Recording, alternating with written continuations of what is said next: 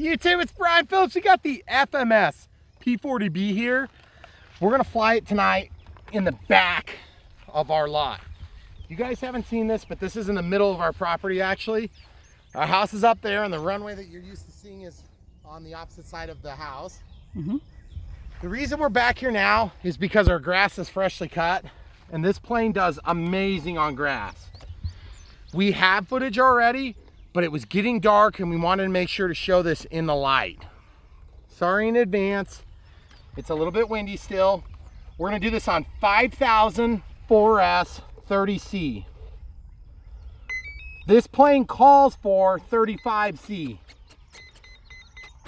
That means safe is initiated. We used an AR-631. It's very, very good for this plane. No complaints. I'm pushing the battery all the way to the firewall. Strapped in on the tray, no problem at all. And this grass should be no problem for it, but we'll just verify before we get too excited. You guys haven't seen us fly back here much, but we're excited to share it with you. Okay, so when you fly from grass, obviously you got to give up elevator like that and get yourself moving, and then you should be okay. So what we're going to do is we're actually reposition a little bit so you can see this better and come right back. All right, throttle holds off, elevator. Here we go. Get yourself rolling first. There we go.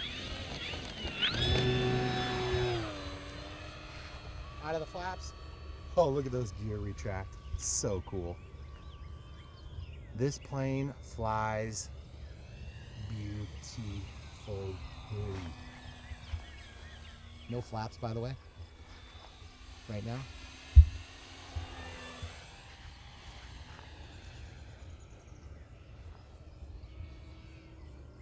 Takeoff flaps out. Look at that thing. Look at that beautiful, beautiful looking, realistic looking P-40. Full throttle on 4S, 5000. Absolutely no problems. Not unlimited vertical, but very scale looking.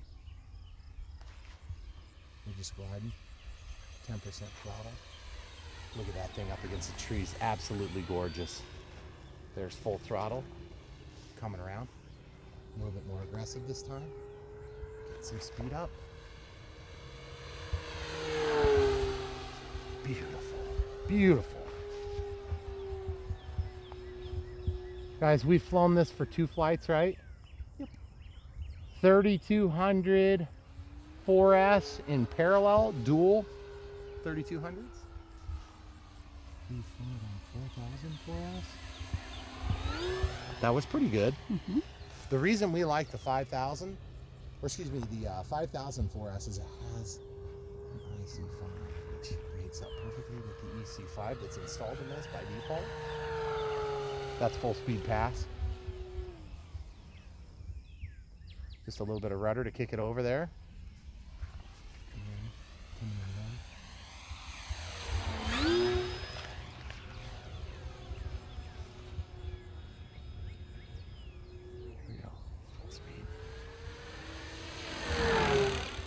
You guys hear?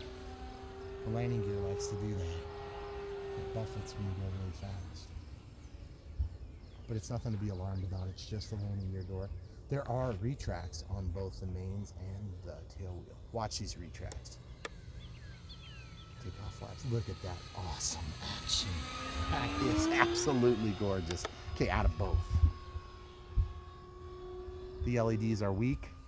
Almost non-functional, but yet they look awesome when you see them.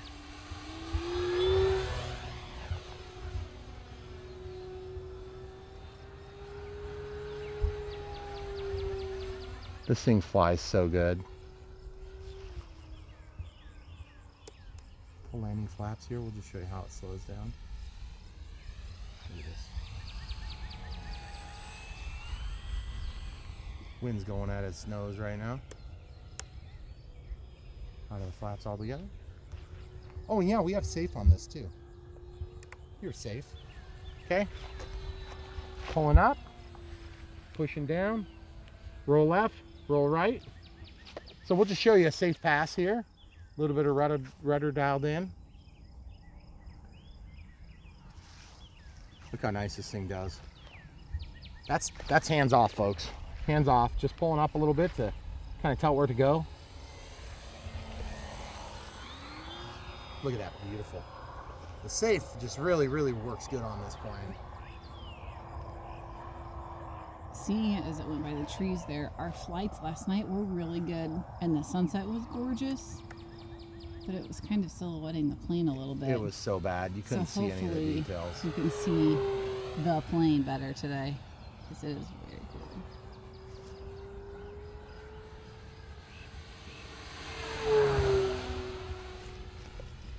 So folks, if you're used to flying warbirds, a lot of P factor to deal with. If you give this thing full throttle, you would not be amazed. You'll be amazed. You're going to think this is a 6S plane.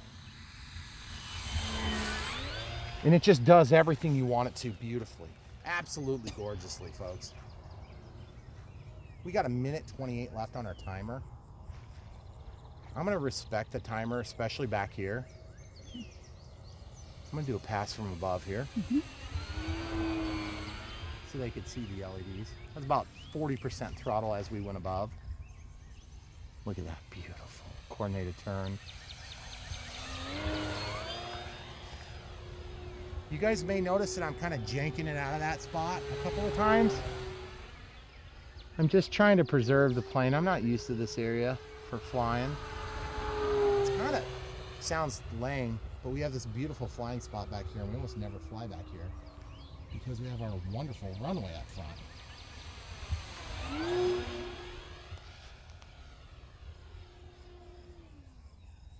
Nice tall turn there. Okay, full landing flaps on the downhill. Let's show you just how well it'll slow down. We've already done it once. Here's the landing gear coming down. 30% throttle. Oh yes, so gorgeous. We are obviously out of safe at this point. I don't know if I mentioned that earlier. I thought it was probably pretty obvious, but just want to make sure you guys know we're out of the flaps now. Gonna get a little bit more speed, pull the gear in. I think we're gonna try a landing. What do you think? Okay. That's our timer. Full landing flaps coming out, gear coming out nice and slow. We're gonna try to hit the top of the knoll.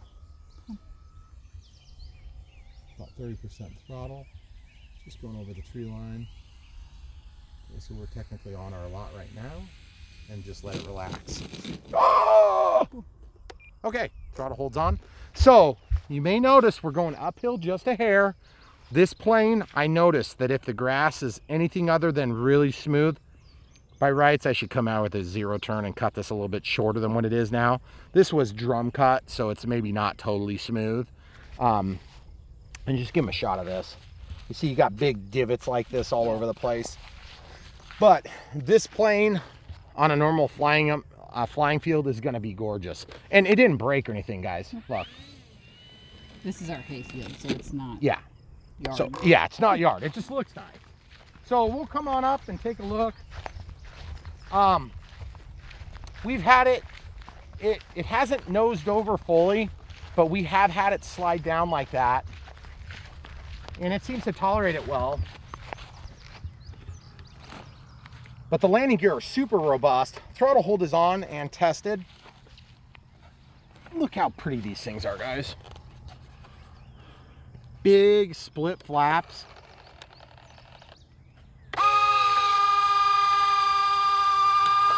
That is just so cool. So cool. Takeoff flaps, landing flaps. Out come the gear. I love it. And full functional oleos on both of the bogies. And what we're going to do now is we're going to reset. We'll show you what the voltages are. We basically have 1:46 on top of 6 right now, but we were landed for the last minute or so. But we pretty much landed on time. So let's go ahead and show you what the voltages look like. There's a battery tray in here similar to some of the other warbirds. I recommend unplugging your battery before you pull it. It's a little easier to get out that way. But this is the only pack that we have that actually mates up. You see how far up that was? Mm-hmm. We had to adjust our straps up like this. Okay, so you're probably thinking to yourself, why don't you use the telemetry? Well, the 631 doesn't have telemetry unless you're using a smart ESC. Okay, that's about perfect. Yeah. 6 minutes is a perfect flight time on a 5,000. This is a Gen 1 5004S. Happens to have IC5. So that's perfect for what we're doing. We're going to switch out right now for a dual 3200 configuration, which the camera crew has in her pocket. So I'm going to grab it. The dual 3200 configuration is just in parallel. So I built this adapter in yes or XT60s, forgive me. And then we have an EC5 up here. Now, in order to fit these, you can go either way, but you're gonna have a harder time sliding it in this way because it actually fits this way. Very cool. These straps are the mid-grade straps. They're not the crappy ones that rip on you, but they are not the nicest ones that are a little thicker and a little bit stronger. That would have been preferable in my opinion, but I'm satisfied with this. I would have been unsatisfied if they would have used the crappy ones that you can rip in half. That being said, the batteries on this plane, I was surprised as you can be that this 1400 millimeter Warbird was flying on 4S. I couldn't hardly believe it. In fact, the documentation doesn't really ever say anything other than 4S. It never actually says what size to use. So I know that some of you guys have been using different size classes. These are 30C. I think the plane could definitely use a 50C. If I had a 50C that I could mate up and make a dual setup like this, I'd be fine doing that too, but I just don't happen to have them right now. So I was thinking about doing dual 2200s, but again, I only have one 50C and 100C, so I can't mate them up. So I'm not a fan of doing dead weight in planes to get the CG to work, but your CG, it's already a little bit tail heavy if you're doing just a 4004S all the way to the firewall. So just be aware of that. It flies okay, it'll do just fine. We didn't have any issues with it, but look at that tall stack of batteries, and look, it goes right in, no problem. See that? Isn't that just incredible? It just goes right in. The Velcro is getting caught on this go around. Maybe I grabbed one of those that had a little bit more Velcro on it or something. See what happened? See that tore out a little bit of my Velcro? So what I have to do is these things can be slipped. And so what I'm gonna do is I'm gonna actually get these slid back, and then I'm gonna adjust the strap so that it holds it in a different way. Okay, actually, we'll pause and then just come back so you can see what we're doing. Okay, so we just rotated the straps around so we're flat up on top. Just wanted to show you that. It's not exactly rocket science, but we just want to show you these details because we know you're thinking, how did you get those to fit, Brian? Well, I got them to fit. It was pretty easy. We did a video the other day. You guys may have already seen it, depending on how these turn out for sound quality. And usually we take a couple of different videos and we try to show them all if we can. Okay, so let this initiate. I do think it's weird that they use an IC5 for this and they're only running a 4S configuration. Okay, so we're gonna try to move this up to the crest of the hill and try to get a little bit of sunset action on this part of the flight. So we'll pause and get reset. All right, guys, we changed angles quite a bit. Hopefully this works out okay. Takeoff flaps here, dialed in.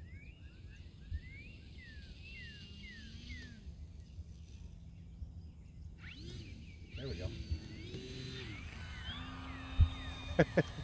Got a piece of grass. I had cinematic expectations that did not come true.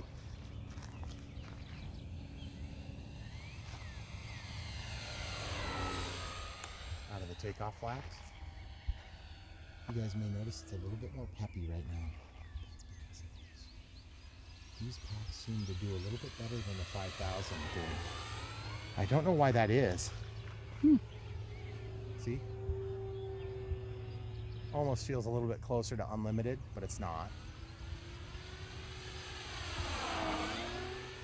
That's 100% throttle. We'll go over the top of the tree line and then drop back down, passing toward us on the left. You good?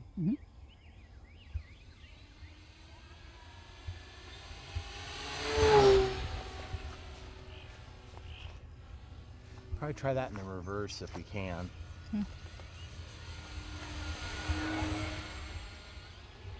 I chickened out.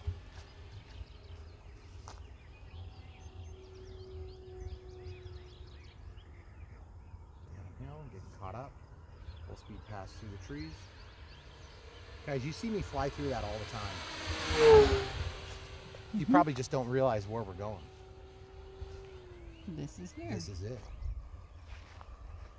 That is so stinking cool.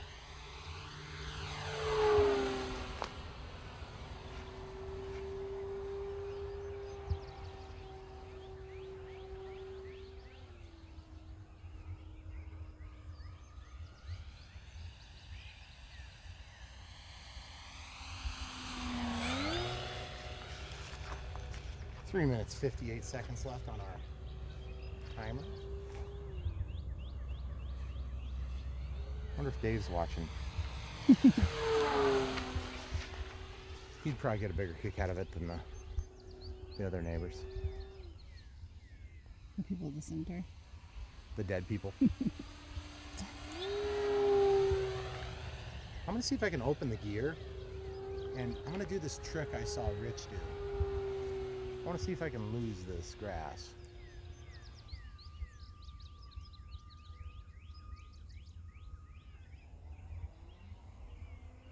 Did we lose it? Don't know. Rich, the RC Informer.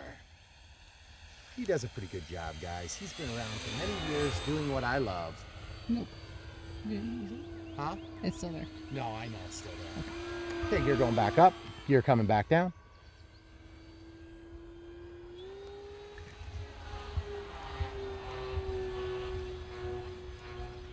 What are you doing? Trying to get rid of it.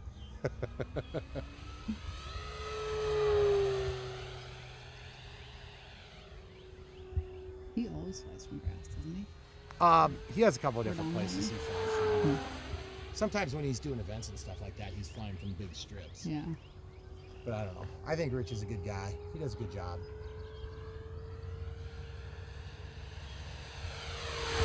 Granted, he's been doing it as long as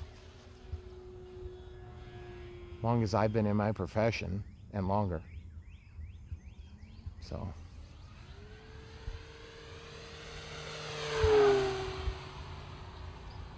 He's a pretty skilled pilot. Been working with all these guys for years and years and years and years. Maybe someday I'll be like Rich.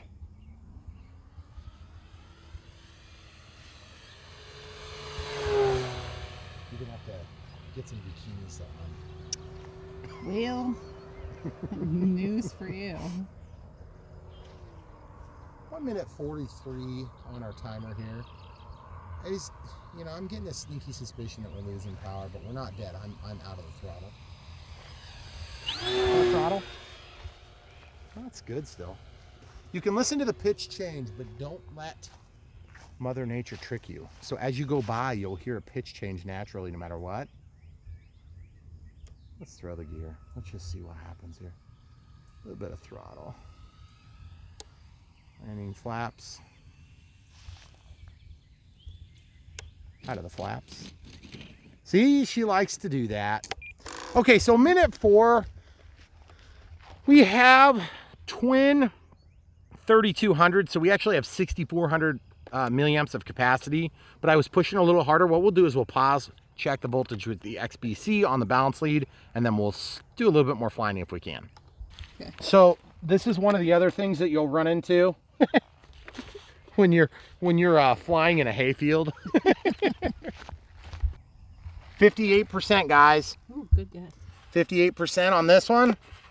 They should be balanced. That's what smart batteries do. They balance themselves. And if they're in parallel, okay, barring a mechanical issue, they should be balanced. You're like, but Brian, they're two separate packs. You have to understand a little something about electricity. Unless something's broken, they will balance. Because pack 1, positive and negative, are touching. Okay, they're in parallel. That means that cell 1, 2, 3, 4, 5, 6 are tied together on the positive and negative, which are tied together on the positive and negative of cell 1, 2, 3, 4, 5, 6 of pack 2. So they can't help but balance provided both of the smart chips are working. That's one of the biggest things about these smart batteries, is that they're always balancing. So if you have two in parallel, you run the risk of, instead of having a warning when you have one cell drop out, of having them all be dead. So you need to remember, just because we're at 57% doesn't mean that we have the same amount of flight time. I'm gonna reset my timer though. Okay, you ready? I'm not saying I'm gonna fly all 6 minutes, camera crew. Don't give me that look. Okay. All right, you ready, guys? We're gonna try to taxi and do a pretty takeoff, but it is a little bit challenging because we're a little bit rough here. That's one thing that'll happen if you're not careful. So, throttle holds on. Verify no damage from what we can tell. And then I'm just gonna pull this forward a little bit from the prop, which is a little bit mean. I think we're a little bit smoother here. And without further ado, we're gonna try again. Okay, we're gonna give it a little help this time. Ooh, that was a little bit tough. Okay, throttle holds on.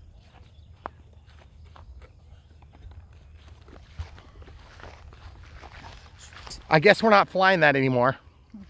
So, yeah, there are limitations to everything. So if you're flying off of grass, you got to be careful about corn stalks or cornholes. Either way, I wanted to keep flying really bad, but I guess we're done on this one for tonight until we can get that prop replaced.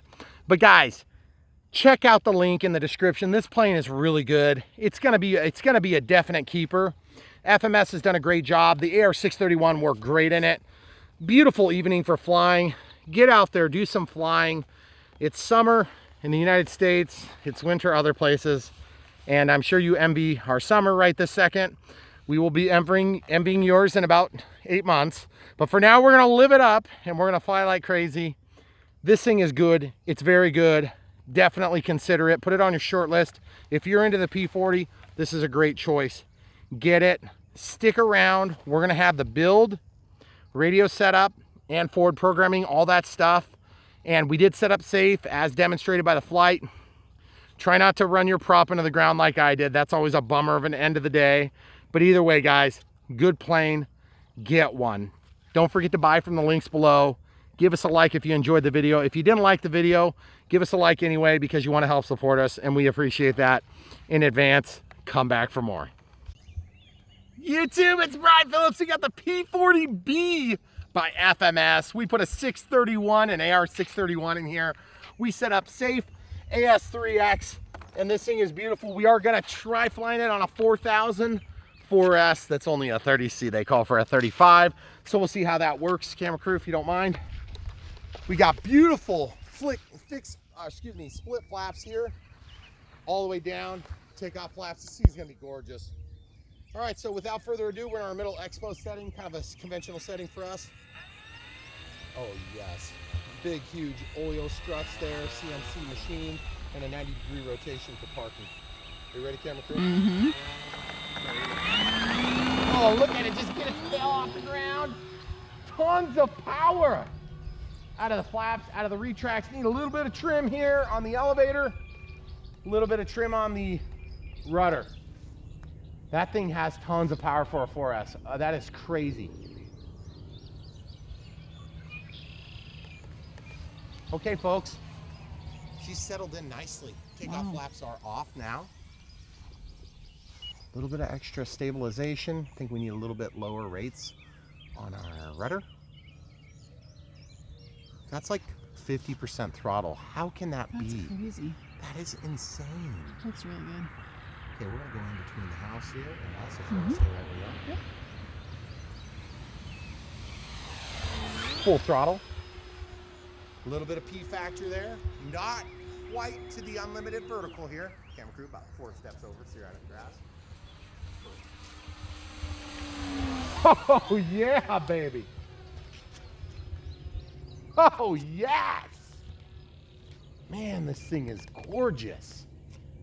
I did not know what to expect, folks. I was a little bit nervous. I'd heard some things, and the things were wrong.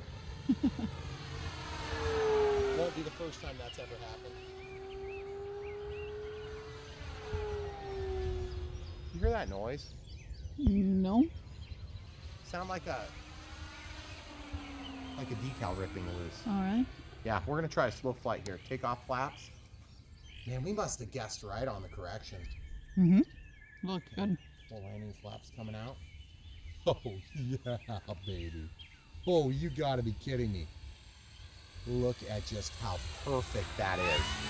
Okay, out of the flaps all together, a little bit of P factor. Camera crew, can I talk you into getting back to the center here? We're gonna do a high-speed pass here, full speed, and then into a huge, big, giant roll, and coming down the runway. Man, that thing looks so gorgeous. Folks, 1.4 meter, but it flies like a 1.2 on this AR-631. I was nervous too. We couldn't get it to totally CG out exactly right, so maybe just a hair more expo would make this thing feel flawless. In fact, I'm gonna try that right now. We'll go to our lower rates. Yeah, a little bit spongy, so I think somewhere between where we are and where we're going is where we need to be. A little bit of upside down performance. Sorry, that was a lame place to start. Here we go, high speed pass. Hear it? Yep. I think it's a landing gear door. That would make sense. Speaking of landing gear, check this out. Oh, that is gorgeous. You see the rotation? Takeoff flaps are deployed. We got a nice, calm evening set up for us. Okay, we're gonna go ahead and throw the landing flaps on here, and we'll see if we can do a touch and go. You good where you are? Into our regular expo setting. A little bit more touch.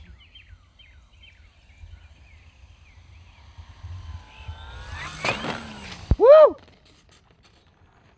Oh man, that was a terrible landing. But the good news is we got 21 seconds left. Okay, so throttle holds on. I want to change this setting right now. See, we got a little bit of trim, a little bit of trim. I want to go in here and change my dual rates in Expo right now. Aileron's actually, let's go up to 15. Let's change the elevator to let's go to 20. And then let's go over to rudder, and let's change that to 15. Then our top setting, we'll just leave our top setting right where it is.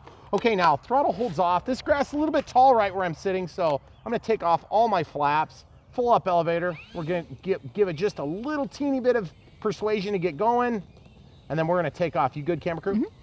Okay, about 30% throttle there. There we go. Woo!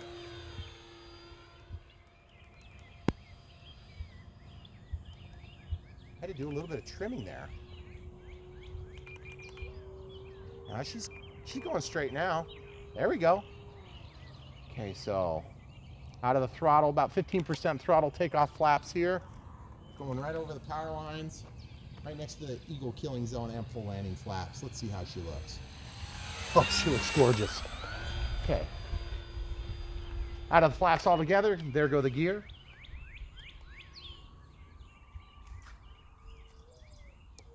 Landing flaps and gear coming out. I'm gonna try to get a better landing. That was kind of embarrassing.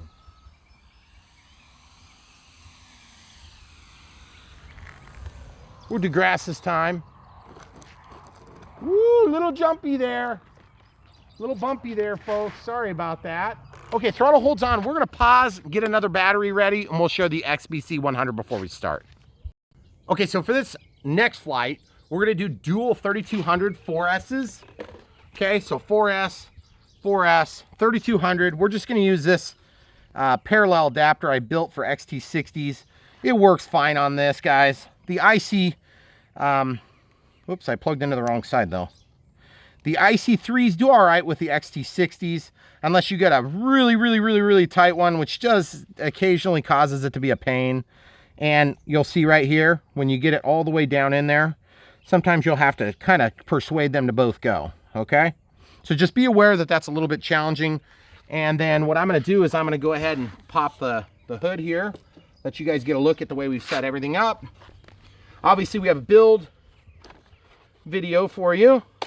This tray, that's why I wanna try the dual, okay? The 30C was fine in the Smart Pack. I didn't feel like it was lacking on power. I didn't feel like we did any damage to the pack. It's not overly hot, so I don't think we hurt anything, but we will go ahead and test it with the XBC battery tester. If you could hold that, camera crew. Okay, so we are losing light tonight. It's a beautiful sunset, absolutely gorgeous. Yeah, 3.9. Oh, nice. Yeah. Yeah, we have 50% of our battery life left. We did not need to set this to 4 minutes. I would say I'm immediately going to go in and change that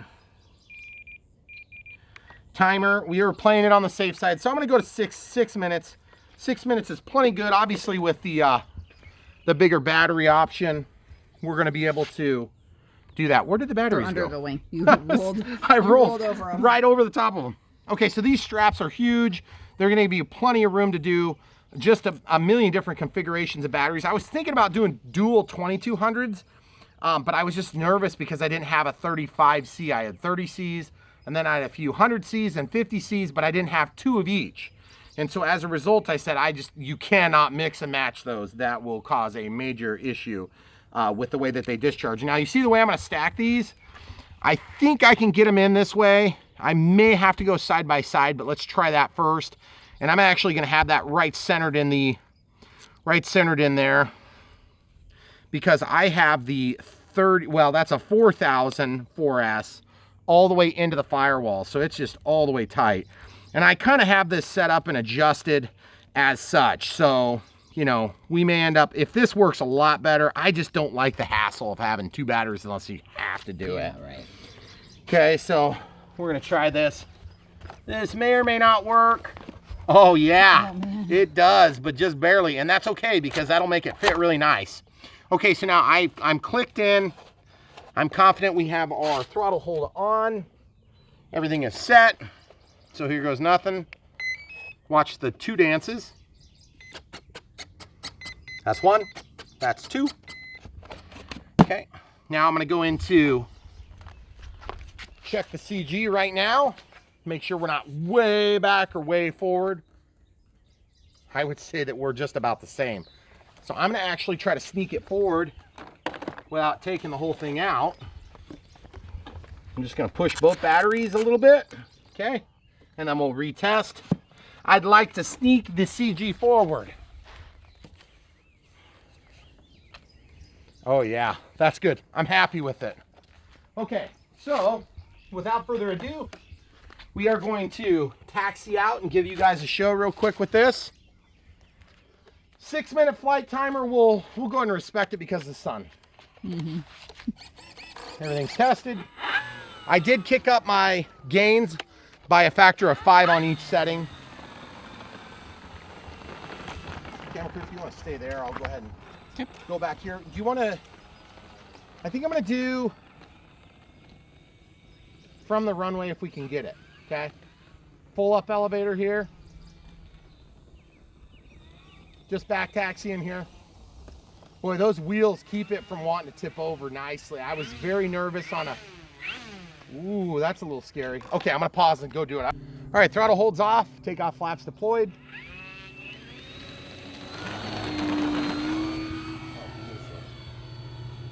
Out of the gear, out of the flaps. About 60% throttle there, folks. Oh, she feels rock solid now. Oh my goodness.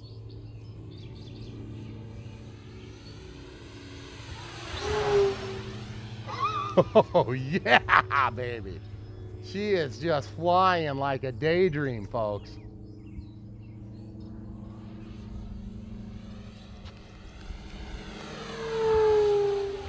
Up and around, all the way through the pink sky, into the bowl and back. High G maneuver here, just to show you can handle it. Out of the throttle, about 10% left actually. Right over the power lines and over the trees. Guys, this thing is rock solid. Flies on rails, that's what everybody says. And I'll be honest with you, it really does. Definitely does not hurt that the AS3X is crisp and solid now. 50% on the knob on the top. And just that little bit of bump up really does help to just hold her nice and tight. Show you the roll, really good roll rate. That was about 70% on the ailerons. Kicked up our expo a little bit on each of the settings after that maiden voyage there. Also known as a maiden flight. LEDs do show up, but they're not very impressive. More of a scale detail than a navigation help. Out of the throttle, takeoff flaps, landing flaps. Let's see her slow down coming downhill. Oh yes, so gorgeous. We're gonna keep those flaps dialed in, go into the takeoff flaps only there. We'll come around and we'll slow it way down. Okay, full flaps, keep that nose pointed down. And here we go, we're gonna go on the inside. You good? Mm-hmm. Why don't you step forward a little bit, please? Perfect, thank you. Just absolutely gorgeous. Let's do a little bowl flying here, camera crew. Takeoff flaps only here. Got a 2-second deployment there.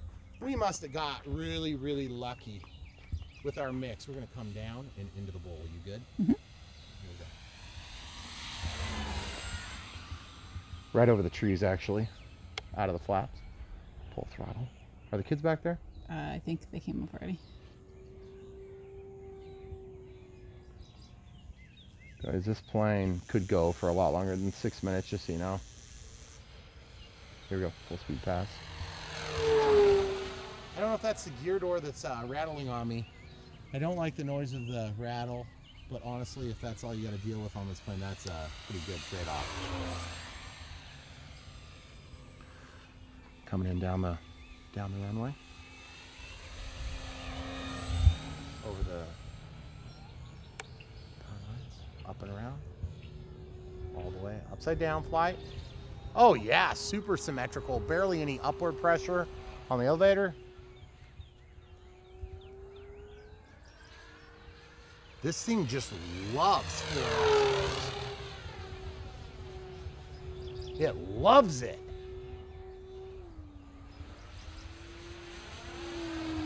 I can't believe how good it's doing. This is a big plane. I know. Looks really good. I think so too. I'm so glad that we got this opportunity in the weather because it was insane windy, and I said, I don't really want to show it in insane wind. So we pass a presentation pass. It'd be nice to verify that's the noise we're hearing. About 50% throttle, takeoff flaps coming in there. You know, I think I got a little bit too much down correction. See how quick you can get into your final? That is awesome. About 15% throttle, full landing flaps. Here we go. So gorgeous under the power lines here. We're gonna do a practice landing or two coming at us. Out of the flaps all together, gear coming in. We'll do a steep approach here actually. Camera crew, you good? Yep. Steep approach, going into the eagle killing zone there. A little bit too hot.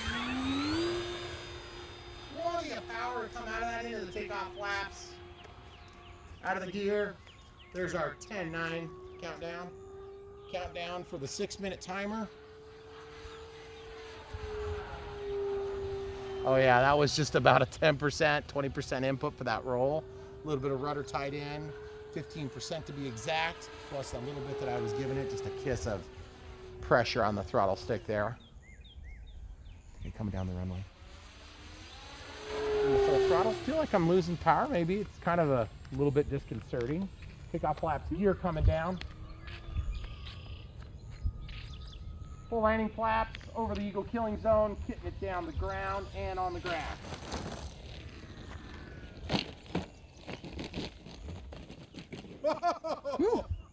Okay, guys. The sense of urgency may have been in vain, but I didn't want to find out I was wrong. So you may have noticed I was a little bit Speedy Gonzalez there.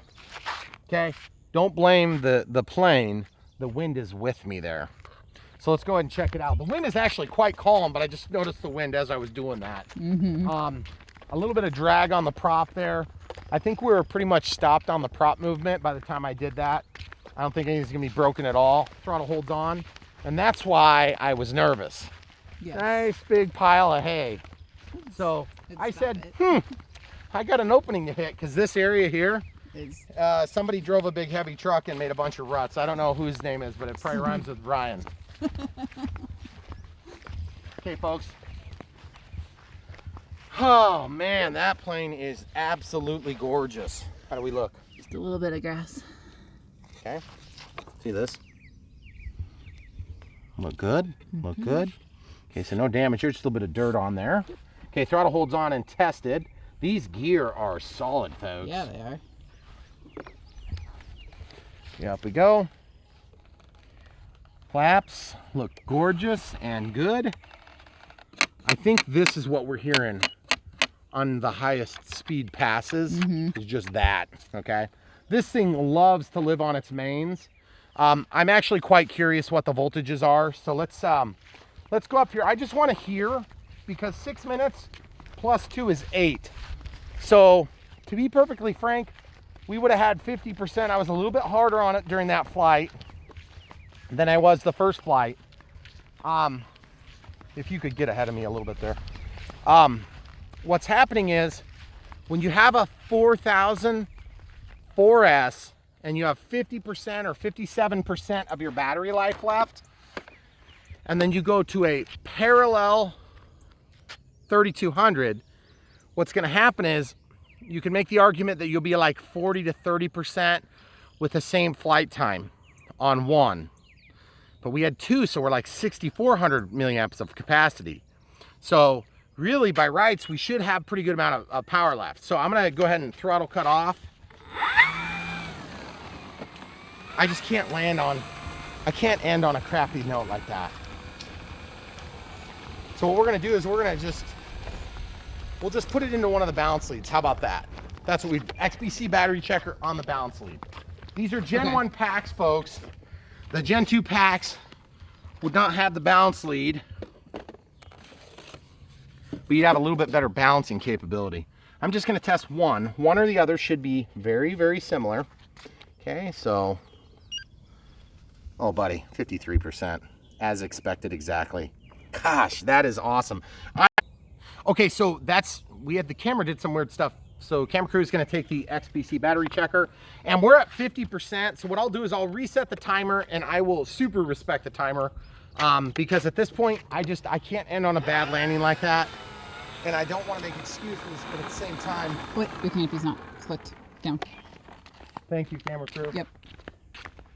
I really, really want to see this thing fly some more too, but I want to get a good landing because I want to stick a landing perfectly. You're not going to go 6 minutes though, right? Huh? You're not going to go 6 minutes though, right? No, I'm not going to go 6 minutes. I set the timer. Okay, so our grass is a little bit bumpy for the ground handling at slow speeds. Show the people over here how bad it is. Yeah.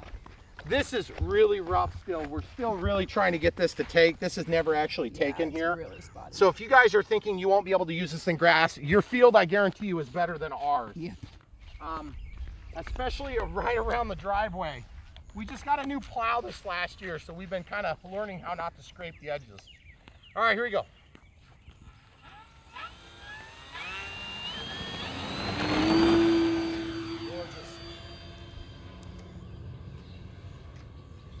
Loving it. Loving the way that thing flies, guys. It's so weird. It's so light on its feet, but it's so solid. Hey, camera crew, I kind of want you back to where we were, if you don't mind. Hey, over here. Thank you. Perfect.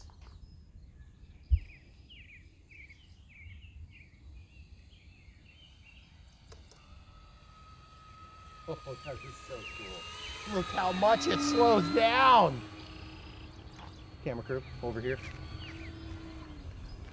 Thank you. That's where we were.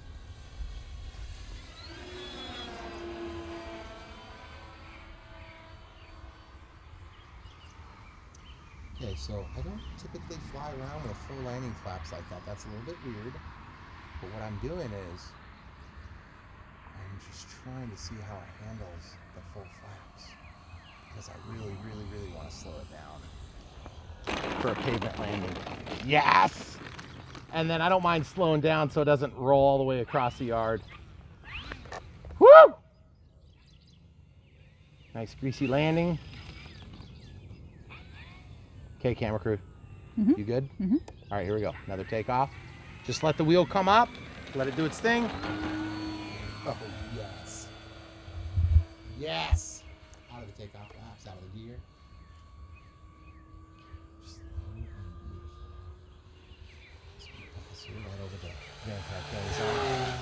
and then up. So gorgeous, guys. Those LEDs are helpful, but not everything you would want in the sun for sure. But they might give you a little bit of delimitation between left and right. Okay, so we're gonna go out here, take off flaps coming in, gear coming out. Camera crew is gonna help me remember to change your setting. Okay, full landing flaps kicking in.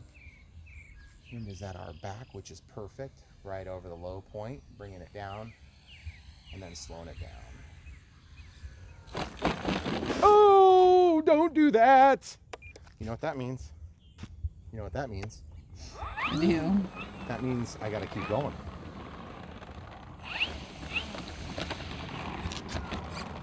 Guys, I'm gonna be a good boy. I'm gonna be a good boy. I don't wanna kill this plane. 2 minutes 16 left on our second 6-minute timer. 3200 4S dual worked really nice. So whoever that was I read online, thank you, good idea. That being said, it was just a review on Horizon's website. Final thoughts on this thing. First of all, I had just a hair too much correction on my elevator. So flap system, we're gonna go down to like 6, and then we'll do like, let's do 11, okay? And everything else, I'm really happy with it. The plane feels really rock solid. You know what?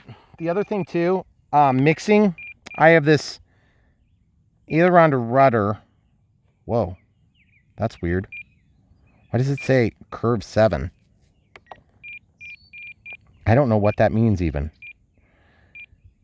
See how it says 15? I'm going to turn that off because I don't know what that's doing. And to be honest, what I think's happening is that has something to do with the flight mode, and I'm not aware of it. So I don't want that kicking on and kicking off at unexpected times, because that's where you get into trouble. We're testing the voltage because I can't handle not taking another go around with this. If it's too low, we'll switch batteries if we have to. Okay, so we're just gonna throw this into the balance lead real quick.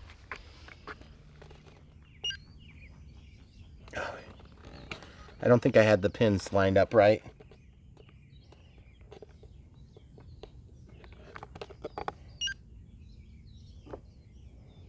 %. I think we're safe to do one more go around.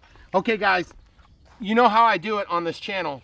I push it to the limit because I want to get good shots, and that is a good shot right now. So give me a second, I'll get set up and come right back. All right, it's the final countdown. Got this into the video.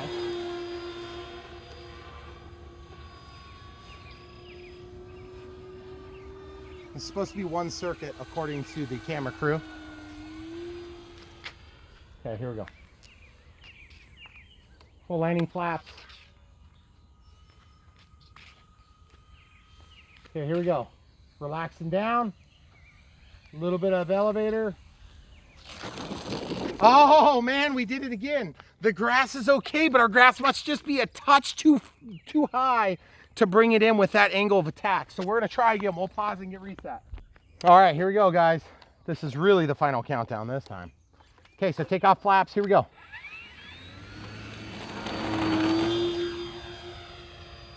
Do not be surprised when she pulls to the left. You only need about 30% throttle to take off with this thing. Okay, I'm chopping my throttle. It's not running out, don't worry. Take off flaps. Gear. Hitting the low point. Landing flaps. See, those LEDs don't help you much, do they? Not much. Oh yeah. Oh, I hate that I just did that, but I didn't want to ground loop it on the turnaround. Oh, we finally stuck a landing. Guys, this thing is glorious on pavement. It's glorious on the grass, but I just kind of need to cut that grass a little bit. Let's just be frank.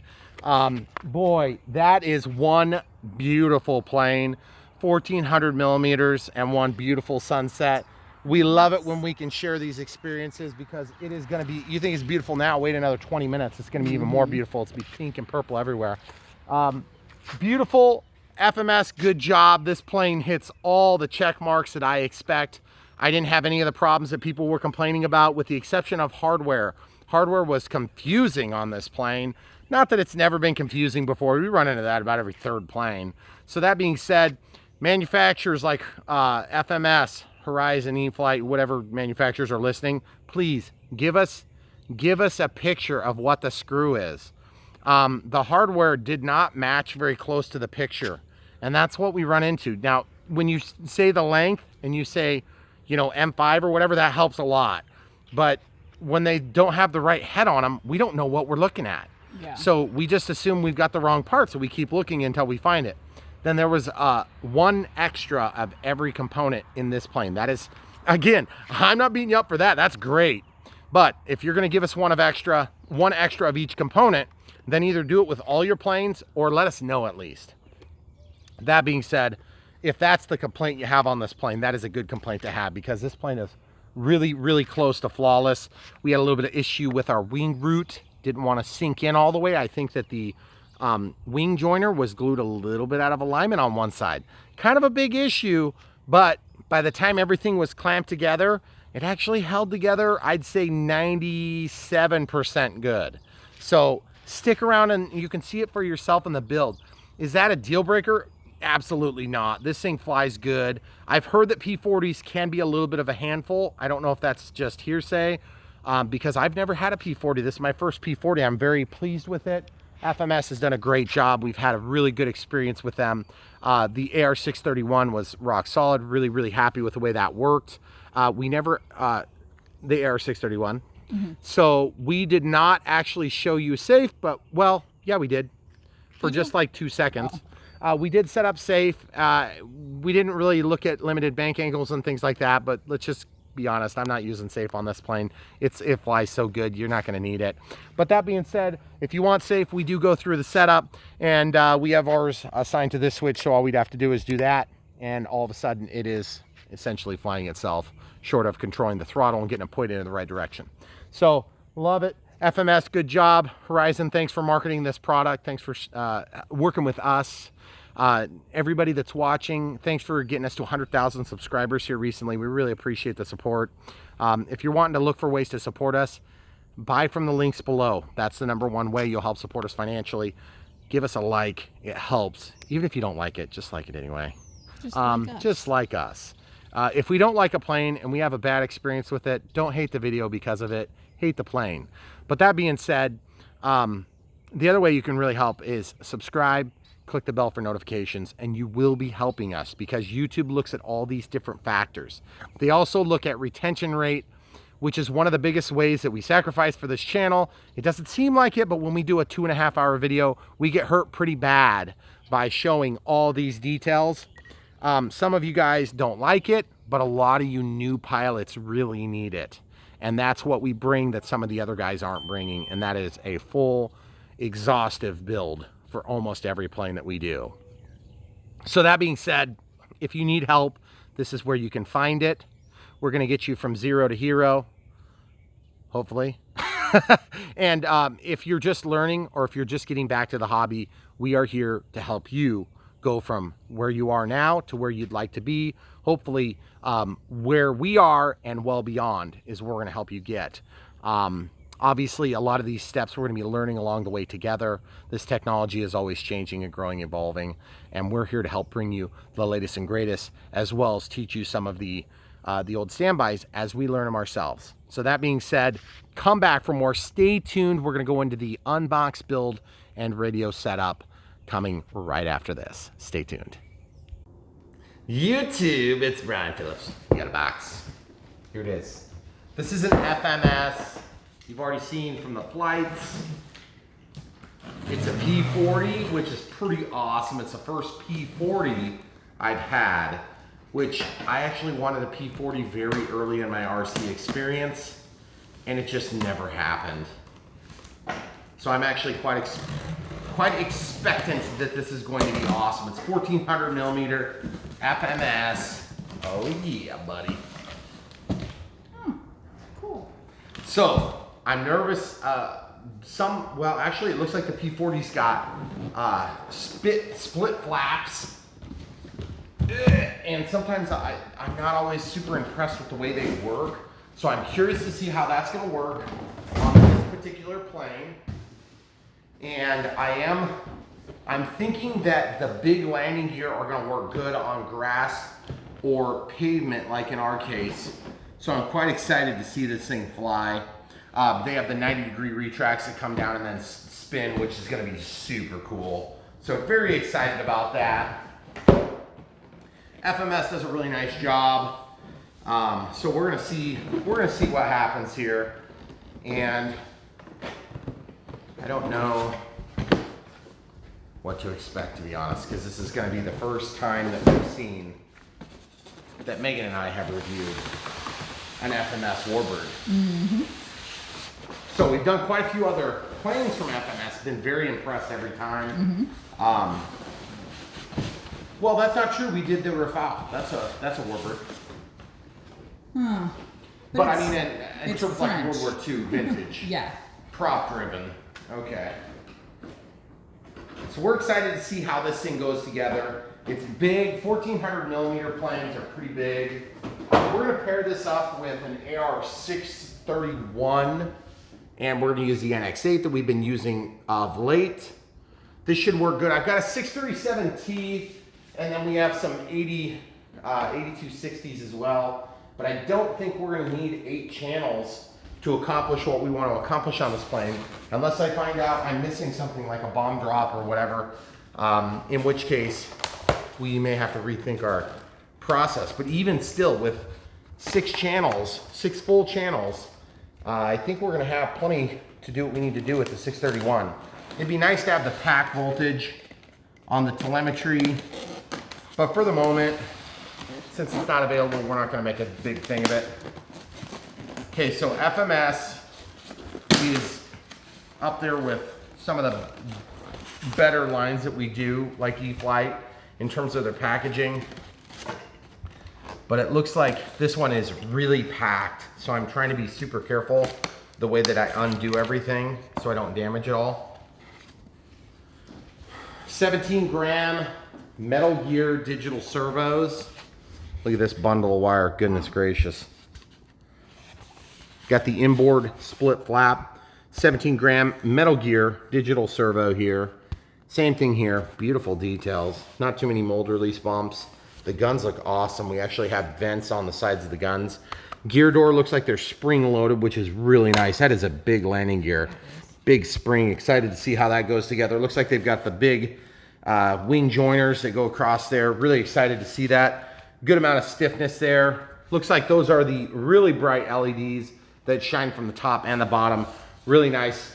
If it's a scale detail that you're looking for, that's great, because then you can still see from above and below, and I really appreciate that. Okay, so now I gotta get this thing out. Sometimes they're a little bit challenging to unpack because you don't know exactly where they're going with their packaging decisions. There's just a lot of pieces in this. Mm-hmm. Okay, that is a drop tank possibly. I wonder if that thing, it looks like a screw is gonna be received, because I saw this detailed drop tank and I got all excited. Really cool. You've got the rivets along here. Looks like a fill spout and then a vent spout.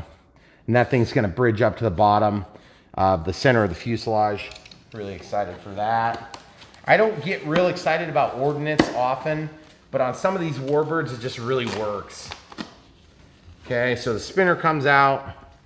Looks like it's kind of shiny, a little bit disappointing on that compared to the matte finish on the rest of the foam. But it is a good match for the brown if you look here compared to the wing color. Mm-hmm. Looks really high quality. Like the way that that's together. A little bit of a scuff here. Not excited about that part. It's not painted though, right? Not painted. So if you do get a scuff, it's gonna basically allow you to cover that up. So we have to assemble a prop on this one. The spinner holds the individual wings, if you will, the props. Oh yeah, really nice embedded foam hinge design. You see this? There's actually a hinge on there. So this isn't a foam hinge at all. You see that on the bottom? Really nice. Receiver for the screw, place to support the center. Pivot point there. Really nice decals. Looks like a complex mechanism. They had to glue this on to actually get those hinges in there. And then ball links, that's always good too to see. This one's got a little extra stuff on it, so I think before I forget about it, I'm gonna take this knife and just chop that off. You see what I'm talking about there, camera crew? Yeah, if you've got a little extra molding there, I wanna get that out of there. So we'll lay that off to the side. Folded manual, that irritates me. There's no reason you need to fold a manual. Not a big deal though. 1400 millimeter P-40B. One drop tank in the middle, it looks like. FMS is probably one of the better companies in terms of giving manuals. It is, always weirds me out when they show you assembly instructions that aren't actually necessary. Looks like you mount that drop tank from above before you even put the wing on. So that's provided we decide to go ahead and do it. Receiver setup here. Of course, I don't know if there's, okay, so look, we have this connector diagram. Plug for wing serial plugs, plug for elevator servo, plug for rudder servo. So it looks like important ESC and model information. The ESC included has a smart safe. If the motor battery is connected to the ESC and the throttle stick is not to low, okay, yeah, that's pretty standard stuff. Okay, I'm just double checking. So it does have sequencers built into the control board, which is good. This is where it tells you to put your control horns by default. Looks like the inside hole on the rudder for extra throw, and then the elevators are going to be on the outside and the ailerons on the outside. On the arms of the elevator, it's on the inside, so that's probably already done for us. But if you're looking for the control horn throws, they're here on this page 9. These are important things, especially if you're doing plug and flies. Okay, 50 to 55 millimeters from the leading edge. Wow, this is all in English? Are you kidding me? Yeah, it is. That's awesome. Okay, so then it talks about the Esc programming. So depending on if you need to change things, you can do that. So that's really nice to have that. I mean, we're probably not going to need it, so I'm not super worried about it because the Esc is not going to be something that hopefully we run into a problem with on this model. The last plane we did, it started on us. Actually, we've had that happen twice in the last 2 weeks. Yeah. Which is really uncommon. So it just proves you got to be a little bit careful when you're doing the unboxing and builds. Trying to give you guys a shot of this, but it's just, there's a lot of loose pieces. I can't really tip the box. Wing joiner here. Looks like fiberglass. You know, I always love it when I pull out a carbon fiber wing joiner and it's super, super strong.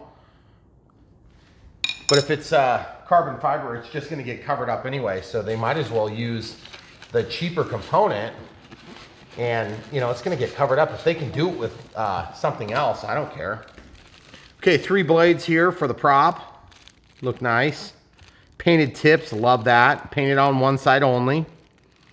2 holes on the bottom. This will go together super easy. We'll just show you kind of how that goes together. Okay. It's going to go something like this. 14/8 prop, 3 bladed, obviously. That's gonna be beautiful. 14/8 is pretty sizable, I like that. Yeah. Good size for this plane. Okay, so then the horizontal stabilizer and elevator. Similar kind of hinge design to the rudder, just super, super free, really easy on the servos, which is nice. Very cool. Good match on the paint job, nice finish. Okay, so now the moment of truth. Let's get the fuse out. Oh yeah, that is cool. Okay, so we've got, oh, huge motor up here. Let's look at that first. Love the Pilot that they picked. Okay, so this, I can't quite see. It's a Predator 42, 58, 550 kV motor, so it's big. There is an inlet on this, and I don't know if it comes out or if it's supposed to lift out. but that is a, that's an inlet that will actually blow in and help cool the motor, which is awesome. Okay, so we got some art there. Got the tiger mouth, really beautiful exhausts. I love that they put the crosshairs there. That is so cool. And then show the people inside. See the instrument cluster? Really cool. Really cool. And then the pilot looks scale. Love the way it looks. Oh, it's not sliding. I was all excited. It looked like this would slide. It's actually just a two-piece design that's got a little overlap here, so that'll help with fogging.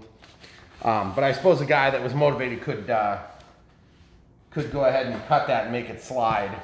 Okay, so there is a tape to lift. Okay, so that's good. Looks like we got an XT, not an XT, rather. We got an EC5 here, which is fine. Okay, big slide tray in here. That's good. 17-gram Metal Gear servos here. All the servos are Metal Gear servos. We got a quick disconnect here for all the ailerons, flaps, landing gears, and LEDs.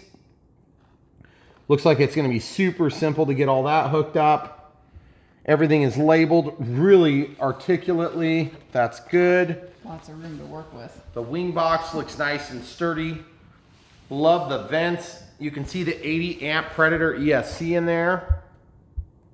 So that is really, really nice. Everything just looks great. You're gonna have plenty of room for, like the camera crew said, to put the receiver right here in the middle of the plane. So that's always good. And a big strong magnet here to hold that hatch down. The battery hatch and canopy area. So that's definitely a good thing. You don't miss it until you have a plane it doesn't work good on. So we've had our fair share of planes that it doesn't work good on. And we've had our fair share of, to be honest, most of them work fine. Okay, so I didn't notice the tail dragger. I wonder if we have to put that on ourselves. We're gonna find out in a few minutes. Okay, so the last thing in this box, of course, is the other wing. So it's kind of tucked under the bottom of this piece of foam. So technically, I think you have to cut this free before you can get that out. I just want to be real careful so I don't damage the wing root. And there's probably got to be a nut sack in here somewhere too. Oh, I'm sure there's a nut sack. Do you need to cut the tape on this side? I'm gonna spin it around. I mean, I'll do it so you don't have to. Okay. And then this whole cap has to come off in order to get down to the wing. And there's a pitot tube or something that's like kind of tucked in here to be protected. And I'm trying not to break it. Yeah, there we go. I think that's a pitot tube, guys. I don't know exactly what it is. I know it's not a gun, or I don't believe it to be a gun. It might be an antenna. Okay. On the outboard tip there. Yeah. See that? I've seen that on a few of these warbirds of this vintage. I'm guessing it's probably like a pitot tube or an antenna. So you guys can correct me in the comments below. Everything looks really nice. Really nice. Really well done. Good matching colors. Looks like it's going to be some big control surfaces. So excited to see how this thing performs in the air. Obviously, we are short some parts, so I'm guessing there must be stuff on the other side as well. So we're going to go ahead and take a second and flip that. No, I found them. Oh, you found them? Okay, good. You got a box? Here in the end. There's a... Yeah, well, that's what I was just thinking about, those wing joiner pieces. And then is there anything on the bottom? I don't know. Nope, just the bottom. All right, guys, so we're gonna take a quick second, get everything picked up and come right back. All right, so we're gonna build this FMS P-40 1400 millimeter. We did find some nut sacks that were in and tucked underneath the wing joiner. So they were way down there. When we were cleaning up all the foam, we realized we were missing it. And you remember how I expressed some ambiguity about the tail dragger? And I was like, where's the tail dragger parts? Well, that's because it's got a retractable tail wheel. Duh, Brian. So anyway, the retractable tail wheel is a really cool feature of this. This is uncommon in a 1400 millimeter class. Usually got it up to like 1700 millimeter before you start seeing a feature like that. So very excited. we're gonna go ahead and get started on the prop. You can see we've laid everything out. It seems like a lot of pieces when you're unboxing it, but honestly, once you get them out of the package, they're all big clunky pieces. And if you look at this, that's pretty cool. It's not a feature we haven't seen before, but it looks like they use like a Hextronic 6S connection.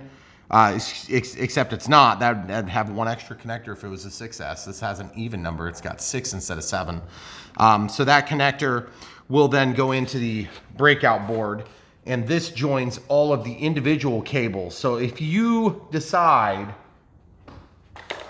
that you would rather use your own receiver to control each individual component, first of all, just remember, your cables are going to be short. You'll probably need extensions.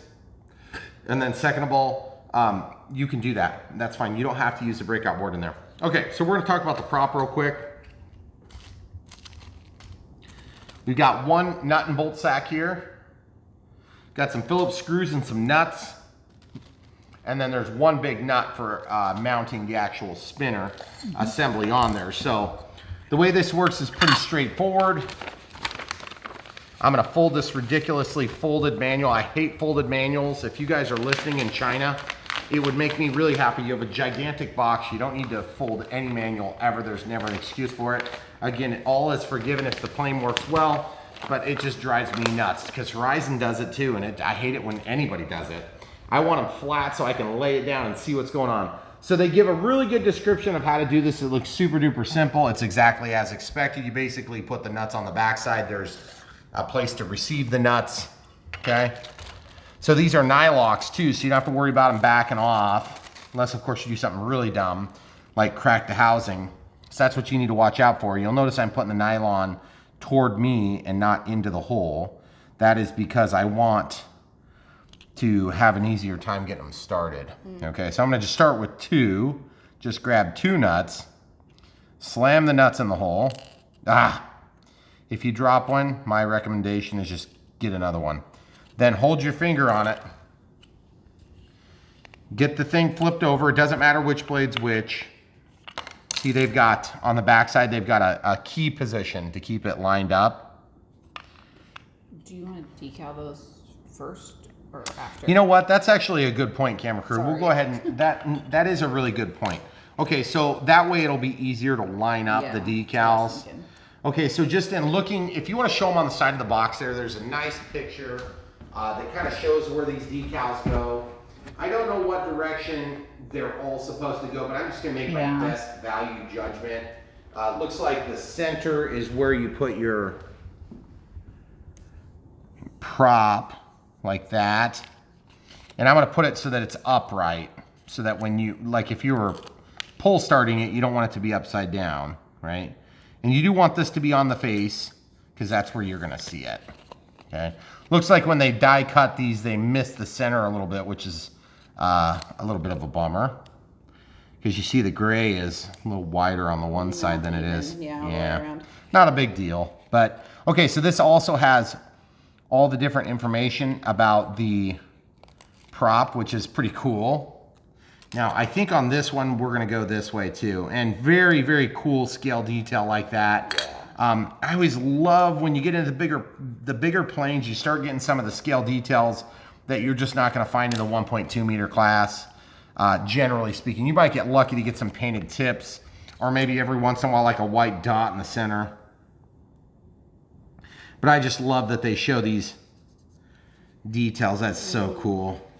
And I'm just really, really, really pushing hard because I want that. It makes that clear stuff disappear. And yeah, if you guys have an opportunity to get one of these planes, I'm sure, I can't say how great it flies yet because I haven't flown it yet, but our experience with FMS has been really good. I mean, we had the 2.3 meter Fox was probably the worst one, and it was still pretty good. It's still pretty good, yeah. Yeah, and when I say worst, I say worst, like legitimately, it was the worst one we put together from FMS. And it went together, I would say probably about twice as good as the best Dynam, just to give you a comparison. And when I say worst, I mean, what do we have, like one control horn that gave us some problems? Mm-hmm. We had trouble finding a hole to receive a bolt or something simple like that. Okay, so the two nuts are already in that socket there, so you can just lay that down. And that's part of the reason why you guys come out here and watch our channel, is because we're going to tell you what we experienced and not necessarily what FMS wants you to hear that we experienced. Same is true for Horizon. Of course, Horizon Hobby sends us these planes because we work with them and they do sell the FMS, so we don't really need to hide behind that at all. We feel like we've been pretty straightforward with you guys about that. But the thing is, when we review these planes, we want you to get a real idea of how things go. We also understand a lot of you maybe don't want to watch the builds. So if you're just here for the radio setup, we always do the radio setup at the end. We try to do the flights right at the beginning. And if we have like an audio issue, which we have seriously been fighting with this Movo VXR10, or it's an R10, VXR10 Movo shotgun mic.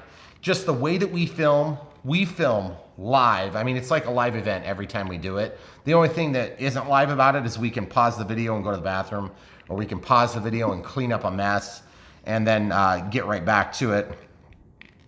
This screwdriver is just a little bit small. I wonder if we need to try to use this other China screwdriver. Yeah, that one's really terrible. I'm gonna go grab you one. I'm just wondering if we might need, nah, see, it's not, you just see, this one's not sunk down, but this one is. And so it leads me to believe that maybe I've done something wrong. Oh no, that's just the way they machined it. Look, see, this one's got a machined pocket here and this one's flush. So your screw that goes in here is gonna go flush. This one's gonna be up on the surface. Okay, so it's a pan head screw. So yeah, it's details like that that we wanna bring you guys in the video. It's not like it's gonna prevent you from being able to build the model yourself. But a lot of you don't want to see such a detailed view of the build because, you know, maybe you want it to be a bit of a surprise. But when you're ordering something, especially for you guys over in the New Zealand, or if you're over in Australia, you know, you guys are paying a fortune to ship some of this stuff. And so it may be pretty important to you to know that these things are going to go together well. And if they don't go together well, it's not always necessarily a deal breaker for most of us in the RC hobby. I mean, I can tell you from personal experience that knowing that dynoms are going to be a pain to build, I order them anyway because I am curious, and a lot of them, I just really want that particular model, like the B26 is case in point. Like I wanted the B26. I knew it was going to be a dynam. I knew it was going to be tough to put together. Another case in point, I got the de Havilland Vampire from Hobby King, knowing that I would have all sorts of problems and issues to work through. Funny thing is, that thing actually went together really nicely, flew great, sounded like a vacuum cleaner, but then I made it really good. Now, I don't know, they're on their like 4th or 5th release of that thing, and they've already added the carbon fiber and all these things. A lot of us, you know, when we got the early versions, we were having to add them by ourselves. But you know, you just get into certain models like we did the Sonic 185 the other day, and that plane looked like it was gonna be phenomenal. It actually went together pretty decent, except for the fact that there was nowhere to put the battery. We had to literally make a hole for it, which is just not expected on a plug and fly model. You shouldn't have to do that. Maybe on an ARF, but not a plug and fly. So as you can see, it's going together very well. So what we want to bring to the table when we do a review is just basically the straightforward, honest truth, show you how good the plane performs, and then kind of give you a side-by-side comparison to some of the other planes at the same flying area, which I know Rich has been working with RC, you know, the RC Informer's been working with FMS for years. He does a great job. Like he's literally been doing it for probably 4 times as long as I've been flying. He's been doing the reviews, and I think he's done a great job. So I got nothing but respect for Rich. That being said, we definitely have a different twist on the review process. And some of you guys are more concerned about just watching the video of the flight, and I know he's real good about doing those separate. Well, we just kind of do one shot deal. You can just kind of skip ahead, do what you want to do if you want to watch just the build, just the radio setup, or if you just want to see the flight. But the way you can help support us is just go down to the links below. You can buy these planes. You're going to buy them anyway. You don't pay any extra. They just give us a small commission. And that's how we fund our channel, basically. That's how we make the money that we want to try to make to do these things, because they're time consuming. And if you've ever done it, I challenge you to try it someday if you haven't ever done it. And that is build a plane, and then go back and film it. And you will note that it takes about 3 times as long, and it's not like you can sit there and listen to music and, you know, drink a cold beer. I mean, although we could drink a cold beer if we wanted, it'd probably flag us on YouTube. There's just a lot of different things that happen when you're filming. And in my case, I have the camera crew that has to help me. Okay, so that's gonna go on there. Boy, that's gonna look good. That was really cool. Decals looks nice. Are so cool. Prop decals. Yeah, I love the way it looks. Yeah. It'd be even cooler if they would have painted the wingtips back here. Maybe we could. We could do that. I don't know how to do that.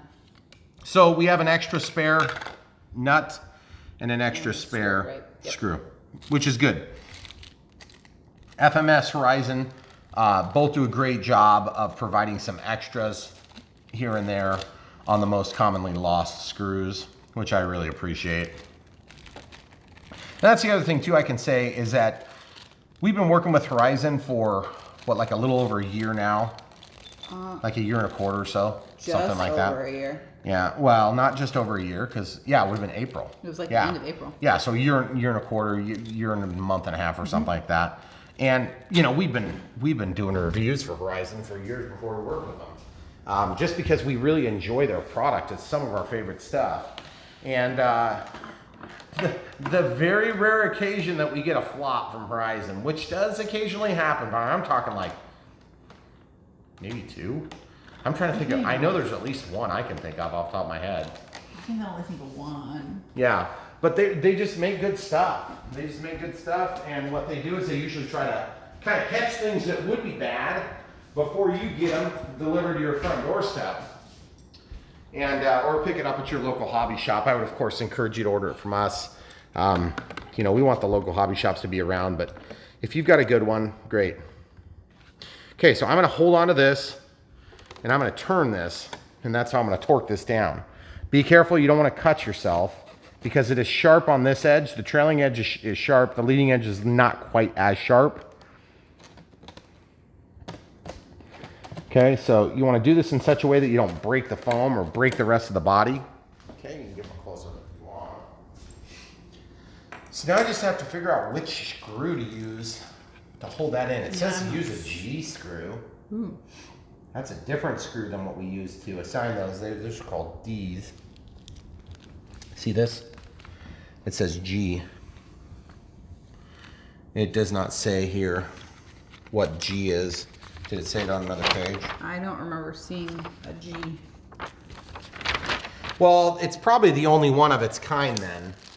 But see, I don't know. It looks like a pan head. So there's 2 of that style. Then there's 4. So that'd be for the wing. Yes. I think the other 2 are for the tail section pieces. Boy, so I'm guessing it's one of those. One of those? No. No, one of these. Are those all the same length? Those are the same. Those are the same length. Well, these are the same length. Ooh, that's kind of a tough one. Okay, I'm gonna have to read directions. Unless it's just the same. No. But they certainly don't indicate the same part on the drawing. Because those are D or something. Yep, those are D. Then this is G. But there again, this looks a lot like the picture they have there. You know what? I'm gonna try it before we even put the spinner on. Let's just see how this works. Okay. Camera crew. See this? Well, it's threading in okay. It would make better sense if they gave us 1 extra nut. That definitely threads all the way in. It doesn't feel like it's got a lot of slop and it bottoms out. So let's just see about, I'm gonna view it from this side. You know what? That could be it. And it's the only thing in that sack that... Is it gonna go in the hole? Yeah, and it's flat. See, if you go to one of these, these are all gonna be, well, these aren't though. Gosh, I don't know. I think I'm just gonna err on the side of use the same thing from the same bag. I hope I'm not wrong. The second test I'm gonna do is I'm gonna see if this fits through, like you were suggesting. See, it doesn't quite make it, but I think it's just because they didn't quite clean the hole out all the way when they were cutting it out of the mold. See, there it goes. See, that's a pretty good fit. I don't know, camera crew. I think that's it. So for those of you that didn't know, my camera crew the other day, if you haven't already seen the video, we did another review on the Aero Scout, which is a beginner plane. This is obviously not going to be a beginner plane necessarily. But the way we configure it, you could fly this as a beginner plane. It's a little bit big, a little bit expensive, a little bit intricate for a beginner plane, in my opinion. But the thing is, like, that's just my opinion. With the receiver we're setting up and the radio setup that we're going to do, I think, you know what? I don't feel like I'm getting any purchase here. I don't think it's not reaching. Too short? Yeah, it's too short. Okay, well, at least that answers that question. It's too short. Okay. Okay, so we can drop this out. But anyway, the camera crew was able to fly for us, which is pretty cool. Also had a chance to fly with my son, oldest son, Andrew. And that was, I'm sure that was fun for some of you guys to see, because you don't get to see those things very often on our channel. Okay, so we have 1, 2, 3, 4 long ones, 5, 6. Okay, let's see if we can find G in the manual somewhere else. Nope.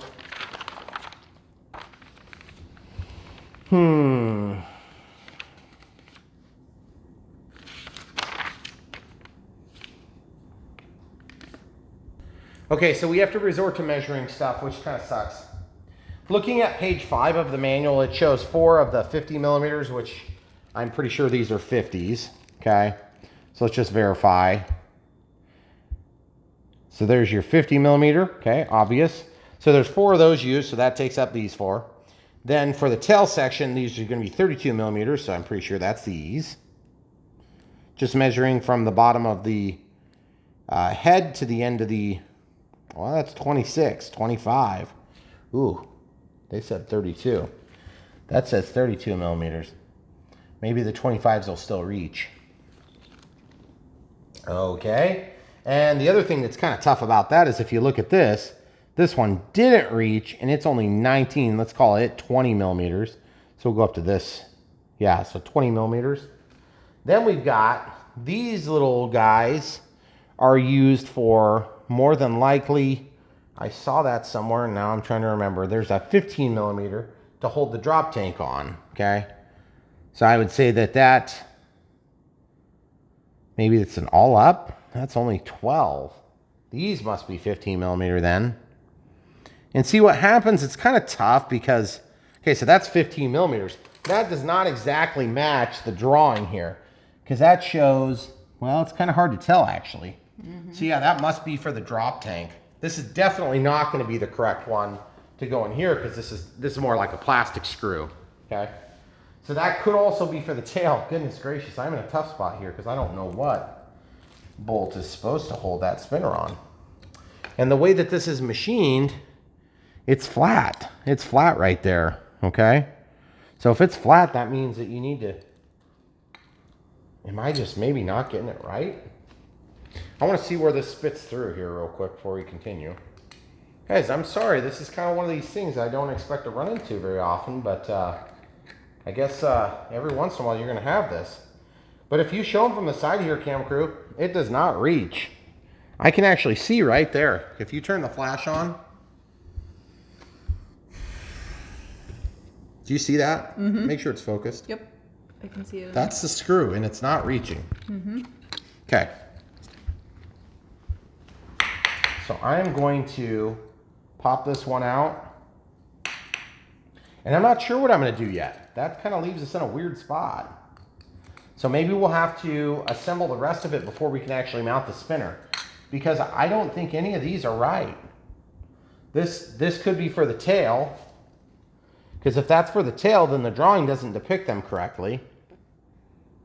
That's 32, so it could be 32. See, 32, but then it says 40. 32 and 40. Are the longer ones 40? Mm-hmm, probably. So there's 40. So 32 and 40. So we have an extra, we have an extra, we have an extra. So these are all the extras, okay? But then that means that this must be for the spinner. Okay, I can live with that. This has got to be for the spinner right here, because they don't give us an extra on the long one. Not sure why they did that. That's really confusing. That definitely threads, which stands to reason. We'll drop that in there. It does go through. Okay. Oh yeah, there it is. Okay, so we finally made it. Goodness gracious, folks. Sorry that was such a pain, but I don't want to be using that up on the wrong component, because then we're not going to be able to mount the wing.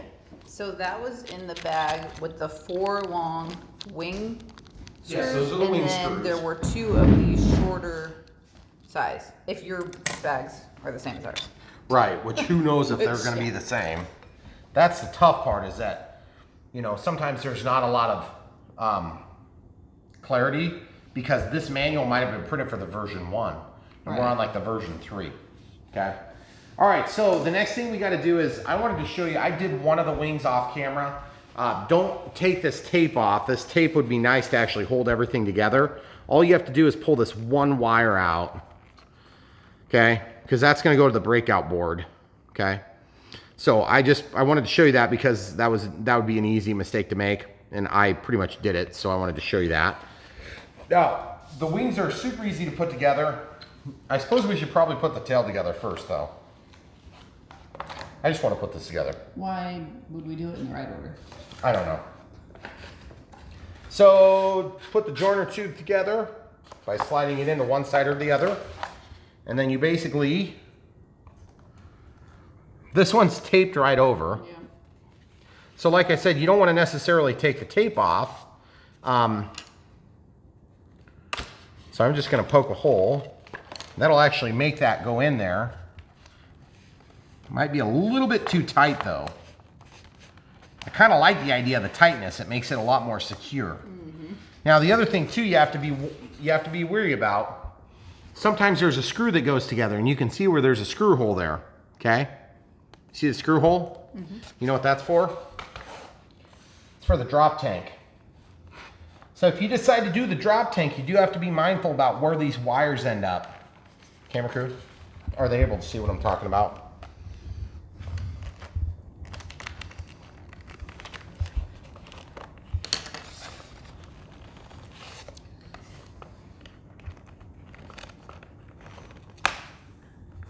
This fiber reinforced tape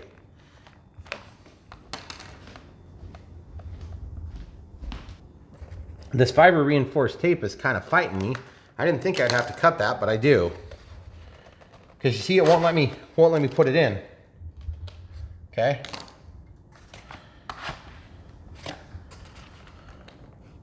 Why is it fighting me so much?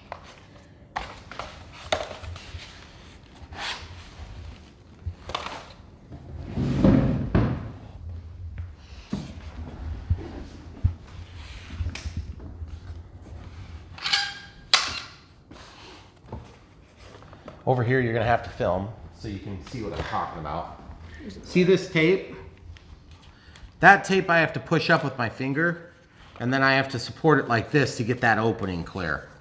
Now I should be able to slide the 2 wing halves together. Yes. There we go. Come on. What is the problem here? There we go. It finally goes together. So, couple thoughts. Our tape was located in a bad spot. I wanted to keep the tape there because it holds those little breakout connectors, if you will, in the correct position. And even though that drop tank is cool, I'm just not sure I'm gonna install that. I'll show you what to do if you're gonna install it right now. But also I noticed my LED wire was tangled around this on both sides. So just from a standpoint of trying to keep things tidy, I've untangled that on both sides. Then also the breakout board. Do you see how the breakout board is sitting? Mm-hmm. This one's sitting sideways and that one's sitting forward.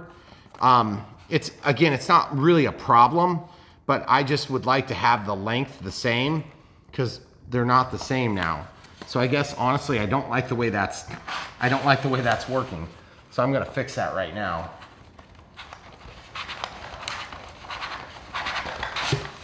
Okay. I noticed my guns are not straight either.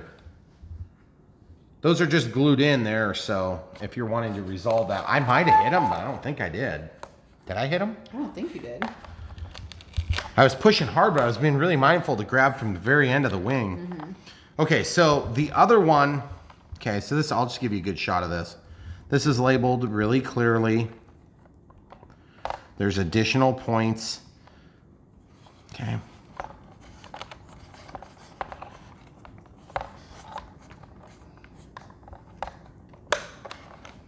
So I'm going to drop this to the nose of the plane, toward the nose of the plane.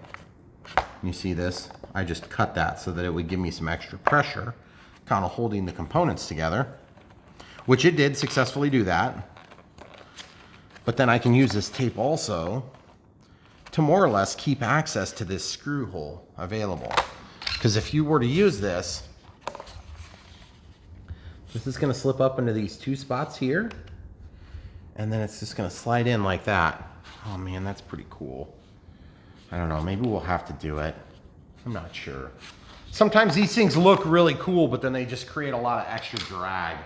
So, I don't know. What do you think, Camera Crew? Oh, it's hard to say. If it was easy to remove, it's kind of a different story. Yeah, I agree. And that's something that we don't usually have to deal with. Usually it's quite easy to remove. Mm-hmm. See what I'm talking about? How I have to really kind of work it to get it in there? That's my choice to put that tape there. If you just cut the tape out of the hole, you wouldn't have that problem.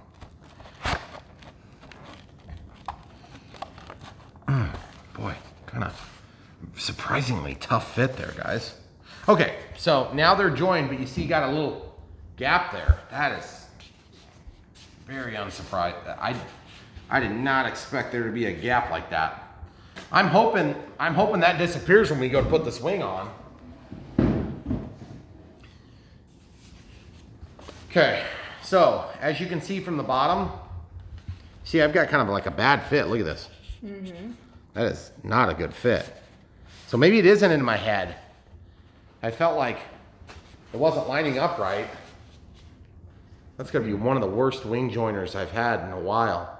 Do you think when we put those brackets on, it'll pull it together? I hope so. I don't think it's possible that it can pull it together that much, but it probably will hold it together. Okay, so I gotta pull the canopy off. Typically you'd want to mount your tail, but now that we're kind of embedded on this step, I'm gonna go ahead and keep going. Huge hole to get this stuff through, should be no problem at all. Okay. So we'll just feed those two wires down. This drops down flat. You don't even need to kind of line up a key or anything like that. It just drops straight down.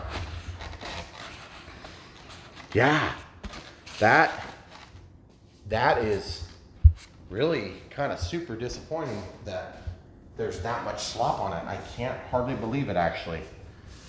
I don't think I could have done anything wrong to cause that, because that joiner tube is glued into the wing. So it's embedded in the mold and everything. Okay, so this one's narrower, so it's pretty obvious it goes on the back, but I don't know if there's a forward or a backward. It isn't really indicated necessarily. It holds it together a little bit. Now this one's pretty obvious there's a forward and a backward. Okay, so that'll be forward because it gets wider as it goes up front. Okay, so we'll just kind of, Hun, I want you to push down there. I'm gonna pull the wings together. Okay, now push down. Oh, that does help a lot, actually. It's a lot better, but boy, that is real disappointing. Once we tighten it down, I think it's gonna straighten it up just fine though. I think it's gonna be okay.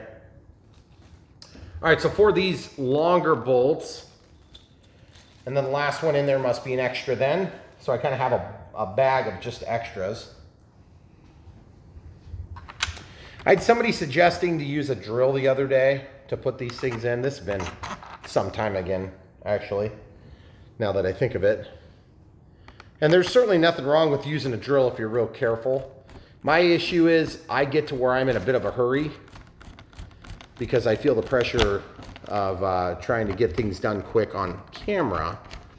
And I'm just afraid I'm gonna end up cutting corners and just torquing them down like crazy. Or maybe not seeing the alignment issue or feeling it, like I'm using my index finger to feel underneath the wing to actually tell when it's flush up against the wing box. I don't even know if it's technically called a wing box on an airplane like this. Oh. I know on an airliner it would be. Just to be clear, guys, I wasn't even getting purchased until I pushed hard and then started. Then it bought. Oh yeah, that's not too bad now. It is closing that gap really nicely, guys. Whew. That was close. I was nervous about that because that looked bad at first. Look at the gap here though. That's gonna need to close.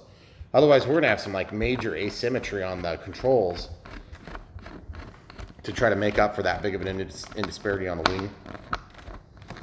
I think it's gonna flatten it down. Almost certain of it though. See how as I tighten this joint gets tightened up. But unfortunately, you've got this big pinching point here. That's not cool.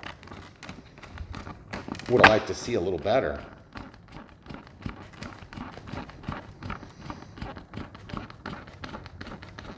Okay, so now look at that one as it pulls down.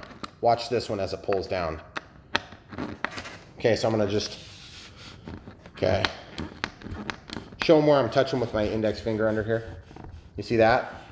I'm just feeling that gap. And as I tighten, I'm hopeful that it's gonna go all the way, but I don't think it's even capable of getting any closer than what it is. Now, is that gonna be a problem? I don't think it's gonna be an appreciable issue. But there is definitely a bump on this side here, which would be the left wing, and then the right wing is pretty much flush. If you want to show them down this length, they can see what I'm talking about. See this? There's that big bump right there. And this one's a lot closer. That's disappointing. And see, I've got that thing torqued really tight, so I just feel like I probably can't go a whole lot more without just crushing the heck out of everything. So, it's not the end of the world, but a little bit disappointed in that. Okay, so the drop tank, let's just show you what it would look like if you added that. Now, I suppose you could probably do this without actually putting the screw in and just hope it doesn't fall off. I just don't suspect it's probably going to stay on there for a very long flight. That does look pretty cool. But you have to add that one screw in there, okay? So that screw is this screw, I believe, is what's supposed to be in there. Except that doesn't seem to thread in very well. Maybe it's this one. Seems like they're giving us an extra of each style. All right, so we basically will just leave the bolt out of that. So that should be no big deal. We'll have this for later, but I just wanted to show you something real quick.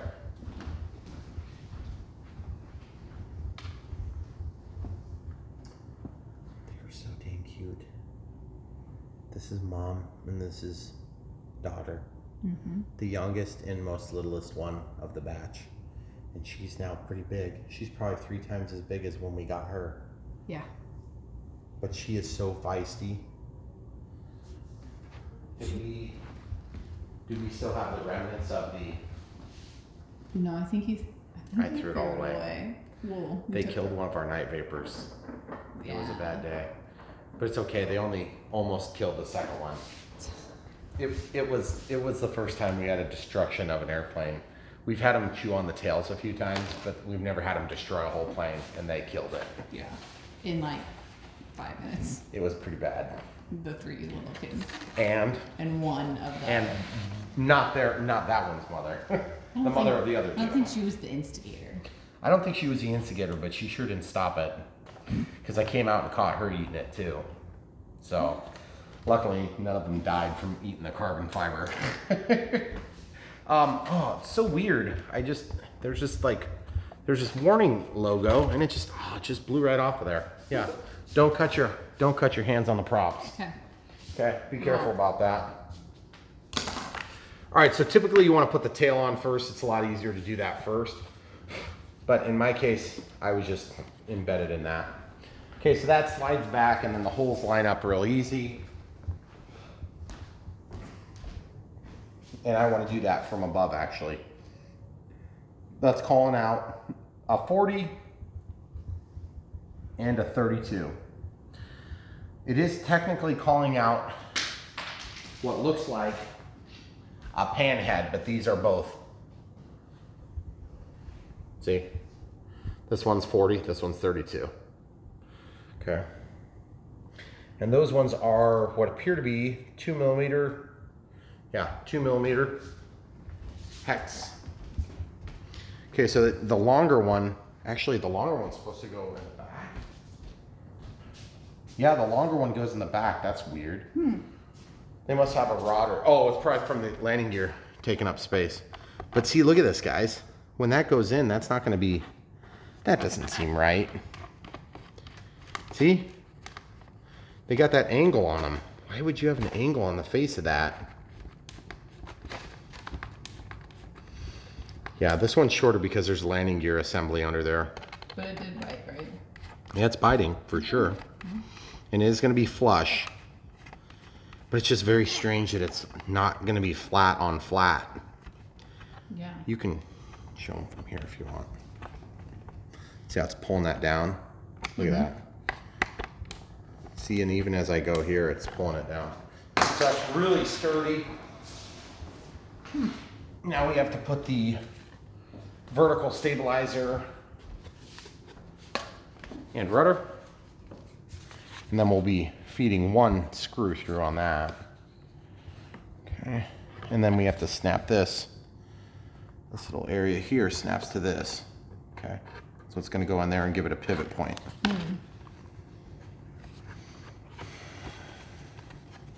Ooh, this is going to be kind of tricky. Tricky. So tip it in, then rock it down. But you want to do it in such a way that, ooh, that's not a very fun process. Then that snaps in. Don't forget to put your screw in. This is starting to look pretty sweet, actually. Yeah.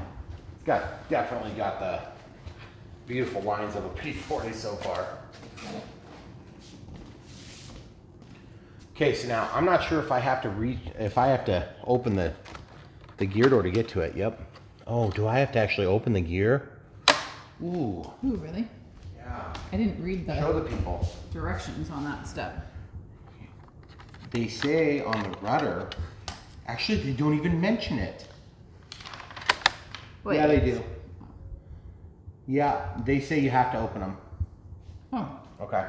All right, so normally I don't use a servo tester just because it's just kind of a pain to have to get a servo tester out when you know you're going to be putting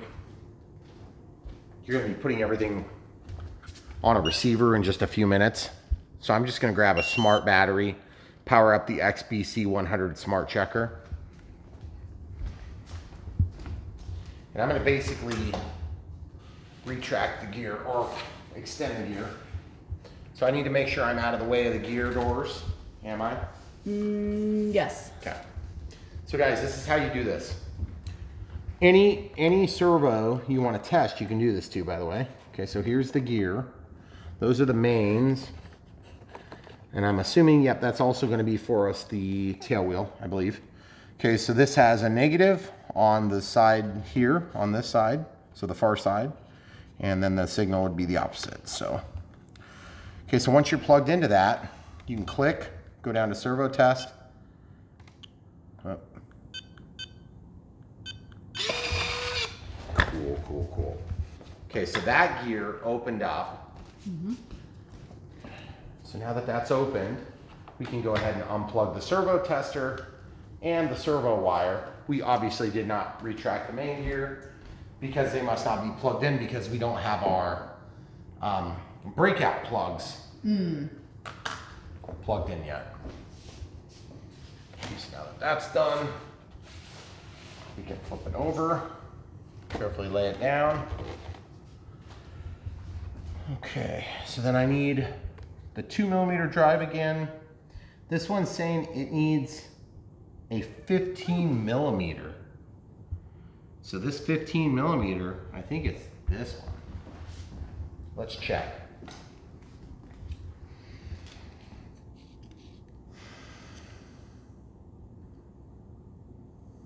Nope. It's one of these. So yeah, so that's 15 because you measure from here to the tip. Okay, yeah, that's 15. So this is for the drop tank. So I'm actually going to put that with the drop tank. See this? Oh, okay. So then if I need to mount that, I don't have to go searching for a screw. So that's gonna actually be what attaches it onto the plane. And then everything else should be extra screws. That's a lot of extra screws, actually. Yeah, it is. I'm surprised they give us so many extras. Oh, by the way, we don't want to let the cat out of the bag too prematurely, but we know that the audio quality has been suffering a little bit the last few weeks as we've been using the shotgun mic, and I think I got started on this and kind of cut myself off. Okay, so this is the nasty spot to get to. Show the people. See, I got to get all the way down into this hole, okay?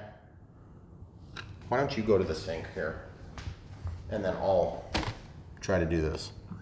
So anyway, the whole point of the audio quality comment is we've decided when we got our last lav mics, we were having really pretty good luck for a long time. And then all of a sudden, probably about the time the Draco came out, we just started having nothing but problems with them. Yeah. And we don't know what the heck changed.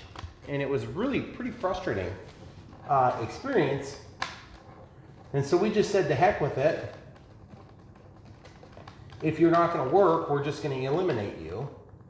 And so we got away from using the lab mics, which actually has been really nice in the build process.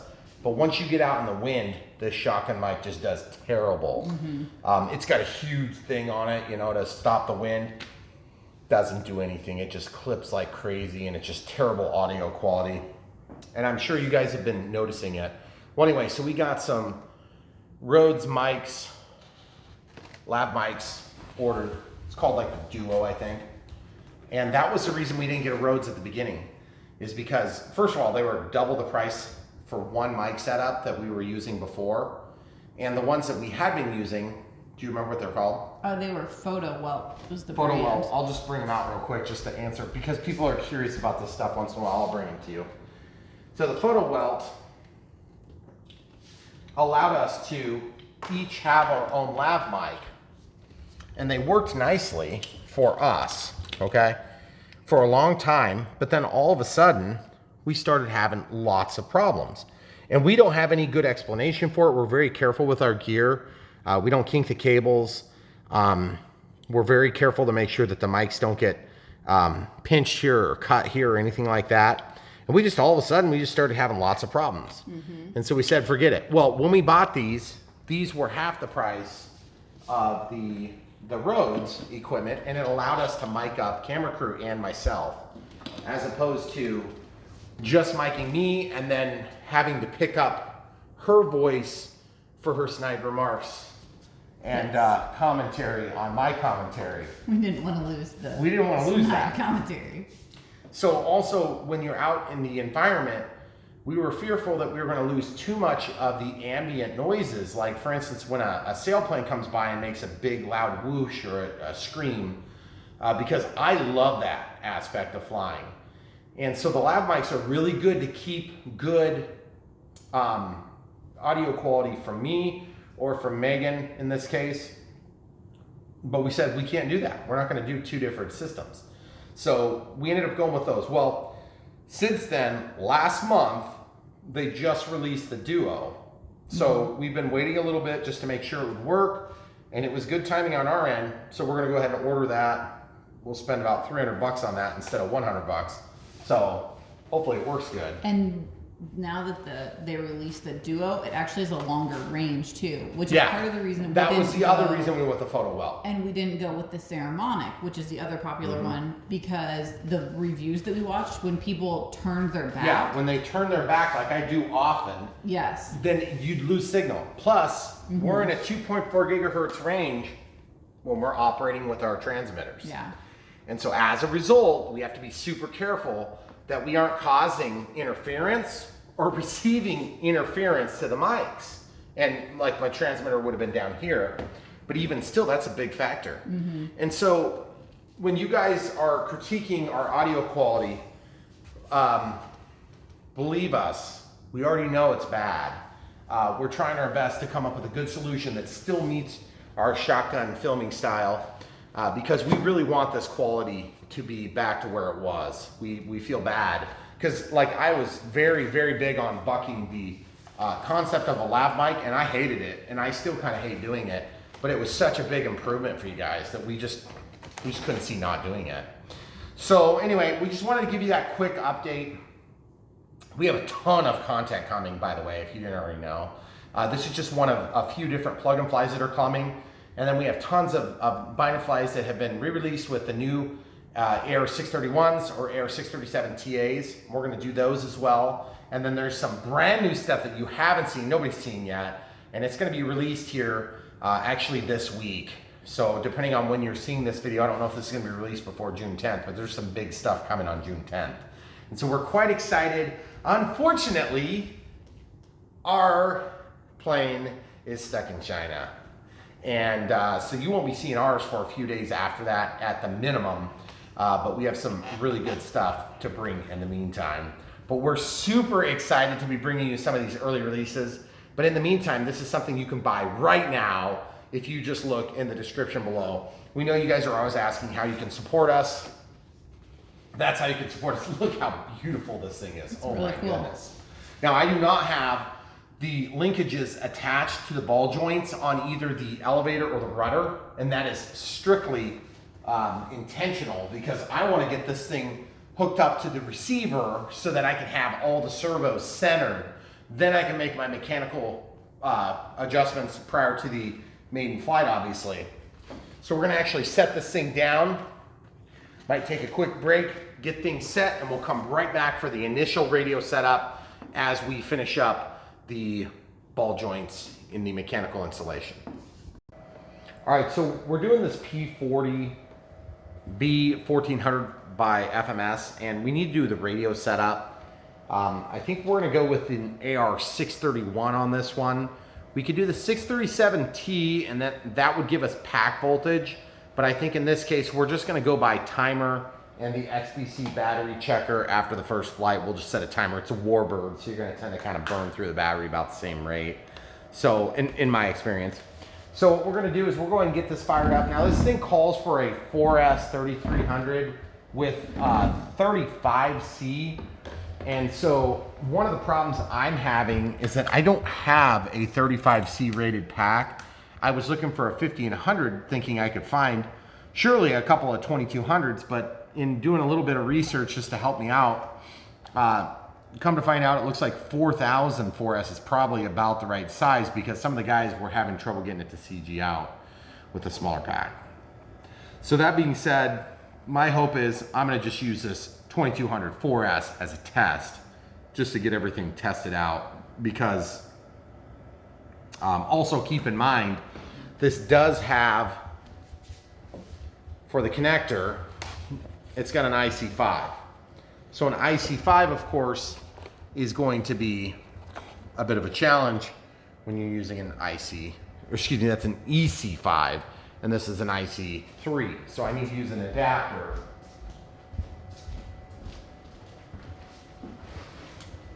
Which is gonna get us from this size to the right size. So I've got an adapter somewhere in here. Basically, I need this to go to a bigger size, and it's just kind of a strange thing because we almost never go from this to a bigger size. I'm sure I've got an adapter somewhere in here, but as you can see, most of my adapters go the other direction because I go from big to small, not from small to big. That's very uncommon. So what I'm gonna do is I will search and find and then come back and report. Okay, so slightly annoyingly, I have an EC5 connector that has an XT60 on it, okay? So this of course will allow us to plug in an IC3 because it's an XT60, you can actually go ahead and use that. Now, in the meantime, I have a 5000 4S with the correct size end on an IC5. But if I wanted to use this, I can actually go ahead and plug this in and it will work, okay? It's just a little bit of a pain, but it'll go just fine. The data pin doesn't get hurt or anything, it just kind of slides in past it. So this will allow me to use the same battery. Just wanted to show you that. The 5000, my concern is that my 4000s have been, in fact, the only size that I've really experienced any sort of puffing at all. And since they're 30C packs and I'll be demanding a bit more of it from this plane, it makes me a little bit concerned. And so of course my initial thought was, will the thing run on 6S? And I think the answer to the question is maybe. So because I don't want to destroy this plane, I'm just going to opt to not destroy it. So we'll go ahead and run it on the safe side. We'll use 4S. My understanding is that 4S is going to be plenty powerful enough for this thing, but we do want to be on the safe side, okay? So now that being said, we're getting into the radio setup now. So in order to actually set up the radio, we have to build a model, and then we kind of have to install the transmitter. The forward programming and all that is going to happen at the end. So let's go ahead and start with physically taking this out of the package. Guys, I've been really happy with these things. This manual is really helpful. You may not need it after watching my video, but if you haven't installed one, I'd recommend running through like the first 6 or 7 pages. It's not hard, it just shows you step by step kind of the initial setup. It used to be that you didn't get much help in those manuals, like on the AR636Bs. Now they actually have some help in there, which is good. I am a little bit annoyed when you get one of these. It doesn't come with any double-sided tape, so you do have to kind of provide that, or if you're going to use hot glue or whatever it is to glue it in, that's also fine. Okay, so when looking at this inside here, you've got these weird-looking plugs in here, okay? These weird-looking plugs are where your wings plug in. So what we're going to do is we'll just quickly land those cables. They look almost like a balance lead, okay? So now you'll notice I pinched one of my wires in the foam. No big deal, it doesn't hurt the wire at all, okay? But that came from this wing. So if you have to disassemble this plane, this is a 1400 millimeters, so it's a fairly big plane. It is quite a bit more substantial than a 1.2 meter, which is weird because you'd say, but yeah, we have lots of 1.2s and they're not, you know, goodness gracious, we had a 1.5 meter AT6. Well, that may be true, but the AT6 was still technically classified in the 1.2 meter size class. So even though the wing was 1.5 meters long, the size of the aircraft kind of put it with the 1.2s, which would have been the P-51, the P-47, and so on and so forth. Okay, so this is quite a bit bigger plane. Now, it's still a lot smaller than a 1700 millimeter, which is just, it's so weird because you wouldn't think that the size classes make that. But, you know, you put this is like probably 2/3 the size of a 1700 millimeter. And if you go to a 1200 millimeter, it's like almost half the size. It's a lot smaller. And it doesn't seem like that on paper, but if you just like hold them side by side, you understand what I'm talking about. Okay, so now that those are plugged in, that's all your plugs. Then you just have to start plugging things in. Well, where am I gonna plug things in? I don't know yet. That's what I'm double checking right now. I know that there's a few guys that had some trouble with the breakout board and a few guys that had trouble with the steerable tail wheel, not matching the direction of travel of the actual rudder. I'm looking for 2 things right here. I'm looking for tangles in wire, which I'm resolving as I go. And then I'm looking for things that are plugged in wrong. I'm looking at rudder, elevator. Okay, so everything is plugged in here. So this is the bundle of wires I have to work with. Okay, so that bundle of wires all needs to be able to reach. So I'm thinking I'd like this battery, excuse me, not the battery, the receiver to end up there. And I can go this way or I can go this way. I believe I can also go this way or upside down, which would be kind of weird. But in my case, I think I want it to go this way because I'm gonna have as least trouble as possible if I can mount it. And I like them to be centrally mounted. I don't think technically you have to be centrally mounted, but it'd be nice to have it about like that. I think that's gonna be the safest bet. I'll be for sure able to reach cable, maybe back just a hair. I don't think I'm gonna have problems getting the battery in and out. It's got one of these sliding trays. Very positive seat on that. In fact, it's kind of hard to click. So I think we're gonna go ahead and start landing those wires as soon as we know where they're going. So now FMS provides some instructions on where the wires are supposed to land for what channels. I don't exactly understand how they think they know that, because they're not providing the receiver. So how would they know? In this case, this is a plug and fly plane. I suppose at one point maybe FMS was doing bind and fly or ready to fly or some variety in that arena. So what we're gonna do is we're gonna start by setting up a model in our transmitter. So we're gonna click, scroll down all the way to system setup, disconnect the radio, which shuts that light off, go down to model select, scroll all the way down, add new model, create. It does take a second. Model type, we'll go in, verify, don't need to change it. Model name, this is the number. It's got a colon, a space. Those are editable. You can change those, but it's still going to be in the position number 34, okay? You can change the order after you change a number, just so you guys know. So at this point, this is where you would click, that highlights your letter, and then we will scroll in the name, which is going to be the 1400 millimeter P-40B. So I'm going to call it the FMS. So you get to the F, then you scroll over and so on and so forth until you get the name in. We'll come right back when we're done. Okay, so 34 colon FMS P-40B space 1.4 meter.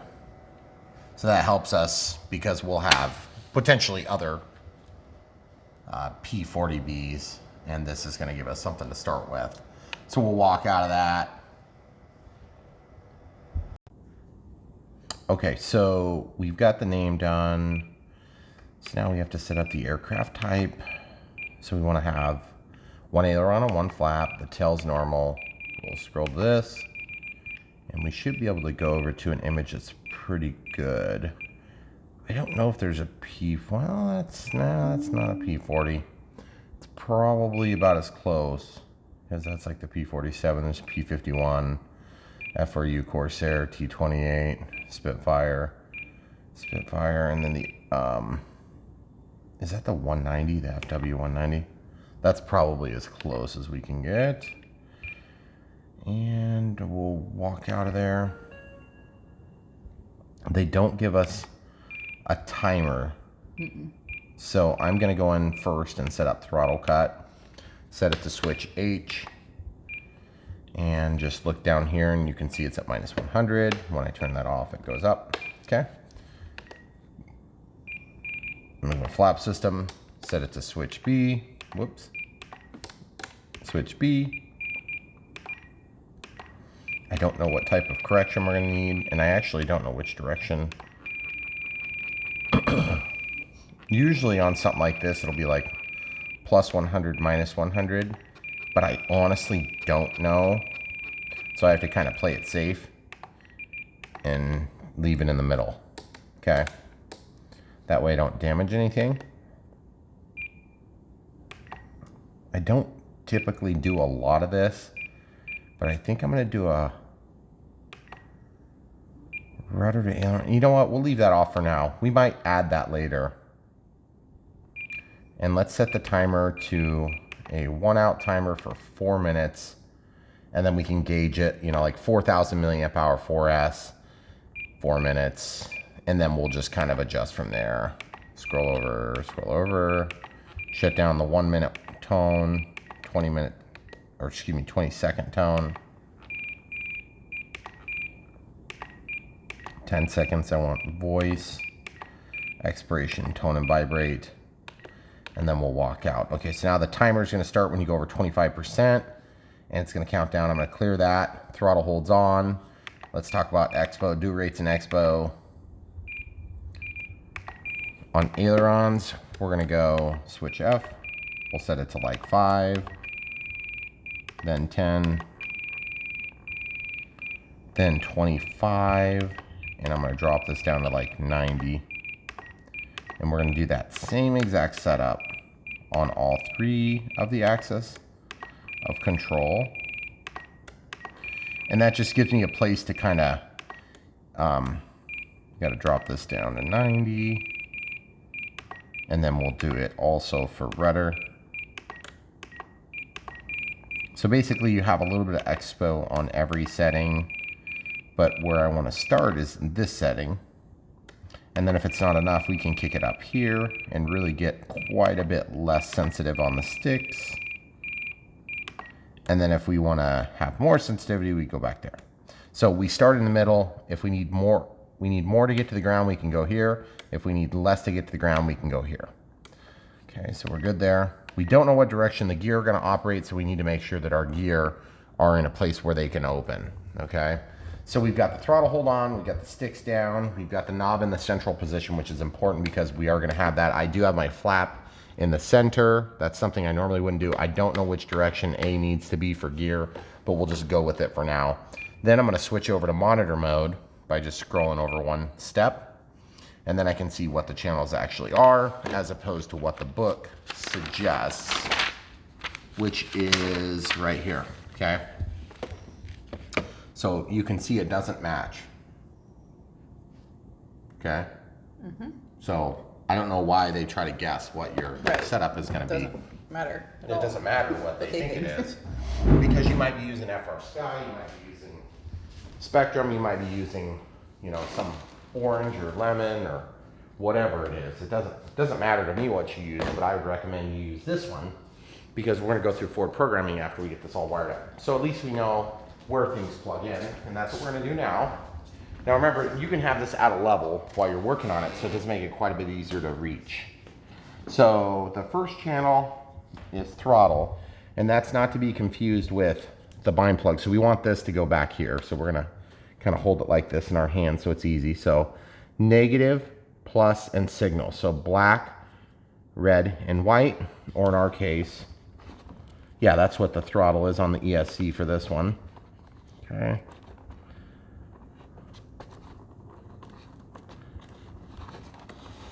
So we'll put the black toward the camera crew. Mm-hmm. And then, whoops, that's in the bind plug. So it's actually the second port down. Then channel 2 is the ailerons, and I'm telling just by, again, looking what it says on the screen. So ailerons are here. Okay, so here's the ailerons. Okay, so that's brown is negative and orange is positive, or orange is signal and then red is positive. Okay, then our next thing is elevator. Again, just glancing down at the monitor to see what channel's what.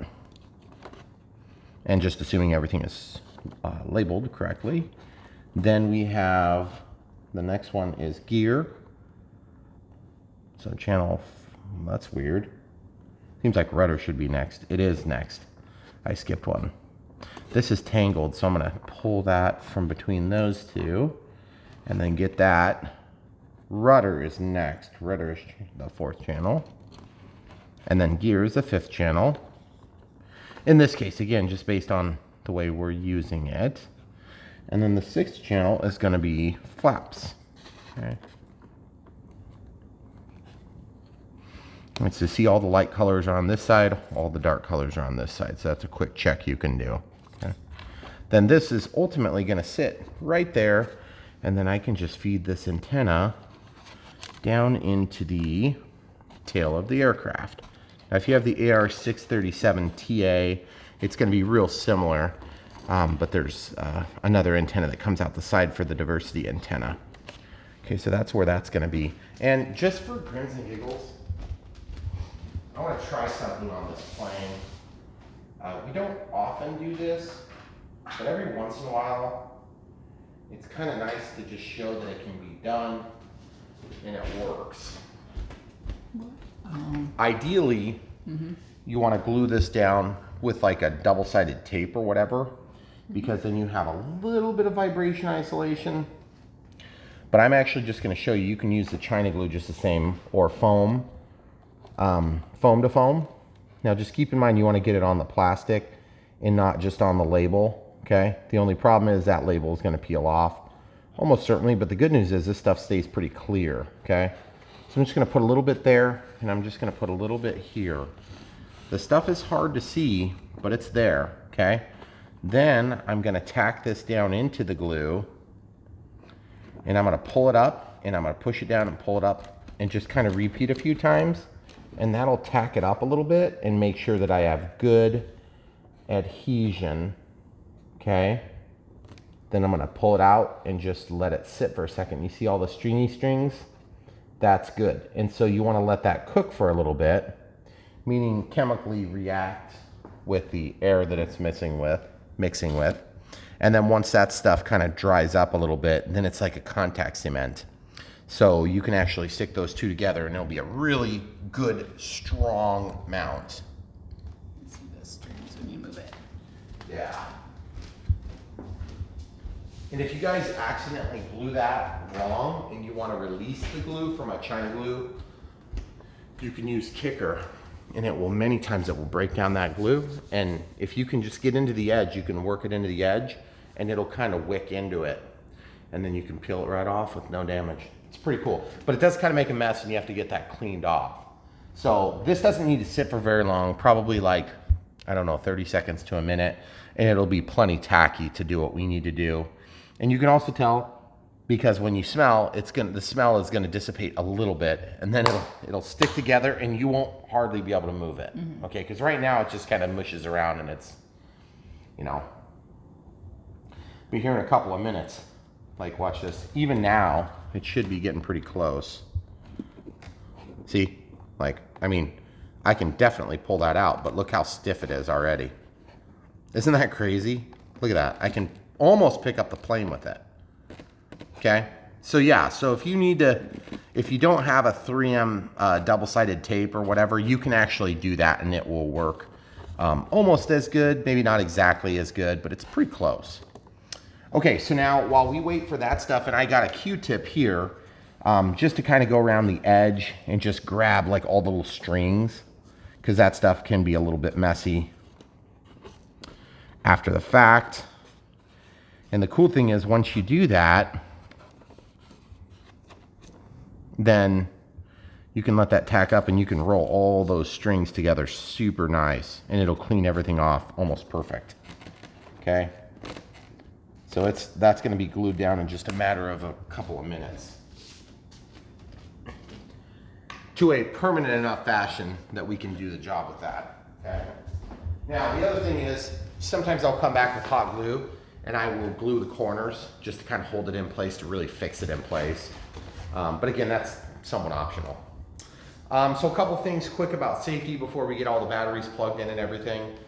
This shouldn't start. Okay, but shoulda, woulda, coulda is what they say when you go to the ER. So what you want to do is start your model with the throttle hold on, or the stick all the way down if you don't have a throttle cut. Try to guess the right condition for your switches. You're probably not going to guess them all exactly right. And then just everything you want to start with, that's what you want to set it as, because then the fail safes will set. Okay, so this is my 4S 4000, but this is only a 30C 4S, okay? I've got an adapter on there. The battery finished while we were paused, so I can use that. So I'm gonna go ahead and pull this tray. I'm not worrying about cable management at all. I'm just gonna make sure that this thing is gonna stay put and it feels really pretty solid. If that were to release, then basically the remedial action would be to apply a little bit more glue and then let it set for a few more minutes. That would be the remedial action. In my case, I'll probably just do a little couple of drips of hot glue, and then I'll lock in all of those wires as well with a strip of hot glue. And that just keeps them from yanking out of there. Okay, so I did a little bit of research since we had the benefit of this not being a brand new release. Okay, these are the medium grade straps. They're not the kind that rip really easy in half, but they're not the strongest ones either. So you do have to be a little bit mindful of not ripping them in half. And also on these trays, it's really nice because they almost always feed through nicely. So I'm gonna go ahead and undo both of those and just kind of guess at the position. You can also change these strap positions, which is really nice. My understanding is that everybody had to kind of move this thing forward. I'm just gonna warn you, if you redo these straps, they are really kind of a pain to get in. So just be aware that it's going to be a little bit of a challenge. Sometimes they don't feed through very good. And look at that. It went super, super well.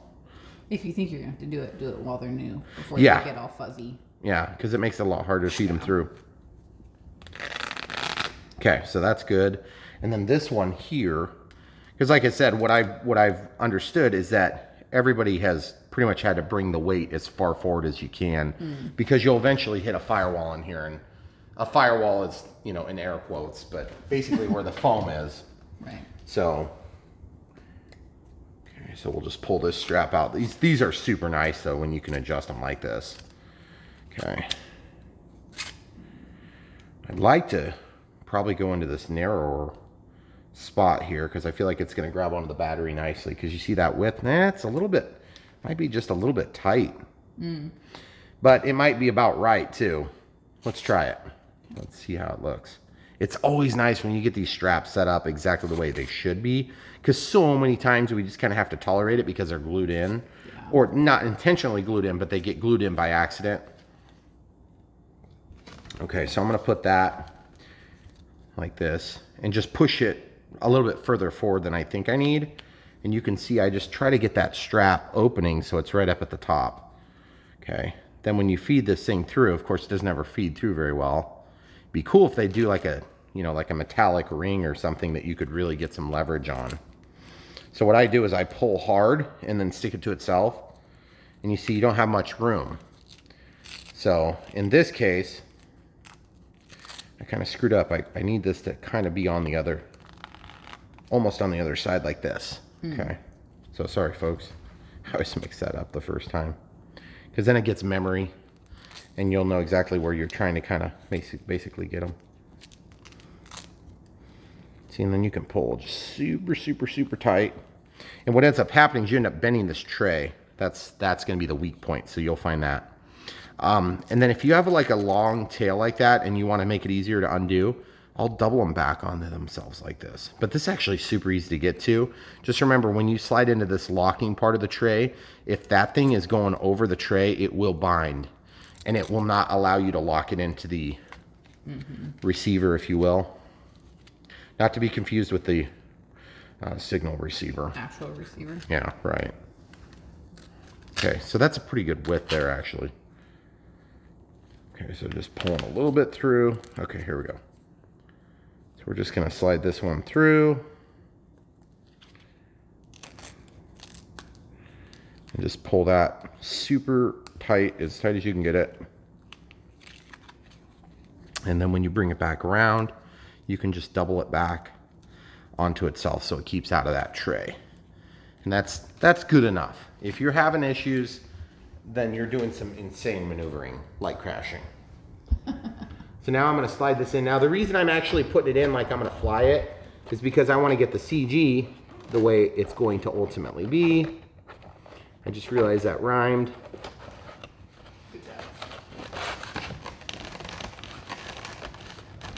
Okay, so I'm hitting the battery on the firewall before, there we go. So now it's clicked in. So the battery is all the way forward. All right, so now at this point, this is where we need to be careful. I've got my receiver, transmitter ready to go. I've got the, I've got the transmitter off, ready to bind. I'm gonna get my body in a safe place, verify that the transmitter, the receiver is mounted sufficiently. Feels like it's probably gonna need just a little bit of extra adhesion there. Okay, so now everybody's safe. I'm gonna plug this in. And we have to hold down that button. Okay, you don't have to hold it the whole time. Okay, so it's powering on. So now I'm gonna press this little spectrum button and hold. Then I'm gonna press down the bind button, then press the power button a second, just to wake it up. Binding.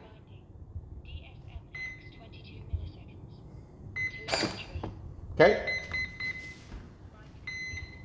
That was the flaps you heard move. Okay. First thing we do is there's an auto config that goes up on the screen. You're not really doing anything there per se. So throttle hold is on. I'm going to test the throttle.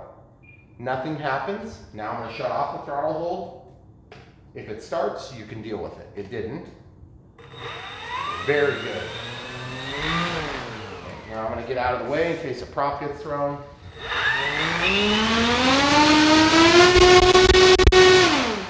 That's good power. Throttle holds on. By the way, show them over here. Look how tight this is up against that frame. That is so clean. It's really good. That's so cool. There's like, the gap is just super tight. So throttle holds on and tested, timer's cleared. There's a red LED in there. Not very bright though. No. Not very bright. And then there's a green LED over there. Again, not super bright, but it's on. Yep. You can definitely see it in here, but it's not very dark and it's Is there a white anywhere? I don't think so. Okay, so now I'm gonna cycle the gear. Okay. Oh, that is so cool. And there's the rotation. And then watch this. Oh yeah. Functional oleos. Okay, now watch the tail wheel work. Okay, so the rudder's moving. Or rather, the tail dragger is moving. The tail dragger is pointing this way, and it's pulling the rudder the same direction. Looks like. Yeah, so one of the complaints is that people were having to change the direction. It's going the same direction on mine, so I don't know, maybe FMS resolved that issue. That's good. So while we're talking about it, we do need to get that set. So I'm gonna bring this right to the edge of the counter, and then I'd like to keep it upright just for ease of control. But camera crew, you see how this is kind of pointing to the right side of the plane? Definitely. Okay, so I've got the ball joint loose. So all I have to do is screw this in 1, 2, 3, maybe 3 times. Let's try 3 times. And then we'll just kind of line that up. And then are we closer? We need a little bit more. Probably 2 more actually. There's 1/2 and then 2 halves. Okay, so we'll try that. More. Yep. Okay, so I just keep going until that's another 2. That's probably getting close. What do you think? No. I think I might have overshot. Overshot. Yeah. Okay. So now we try. Yeah, that's pretty darn straight right there. Looks good. Okay. Now this is not aligned perfectly. So you're right, actually. One more. I think you're right. I think we got to go 1 more half. Okay. So you have to work in halves because the way those things go together. And just getting these mechanically straight is quite critical. Then I'm looking at the tail wheel and I'm looking at the lines on the wheel itself. And we look pretty straight there, so that's pretty incredible. Okay, so now what I'm gonna do is I'm gonna grab a pair of needle nose pliers in my case. Most of you guys are gonna complain that I don't have ball joint pliers. So That's okay. My kitchen can only hold so many tools. That's true. Okay, so I'm just gonna snap this one on here. Goodness gracious. There, it's on. That was like really fun to snap on there. Goodness gracious. Okay, so just getting that square so there's no stress on it. Perfect. Okay, now the elevator, same scenario, except it's an elevator, so kind of a little bit different. There's nothing to line it up with. In terms of other control surfaces. Okay, so that's obviously upward. So we need to screw this in several turns. 1, 2, 3, 4, 5. Okay, so that's quite a bit. No way, not even close. 1, 2, 3, 4. Here's 5. That's getting pretty darn close. Maybe 1 more half a turn. Maybe. How's that? Is it going downward? That's probably about as close as you can get it. Check the movement. Man, that is a really smooth movement. Loving it. Okay. So now I just snap those on.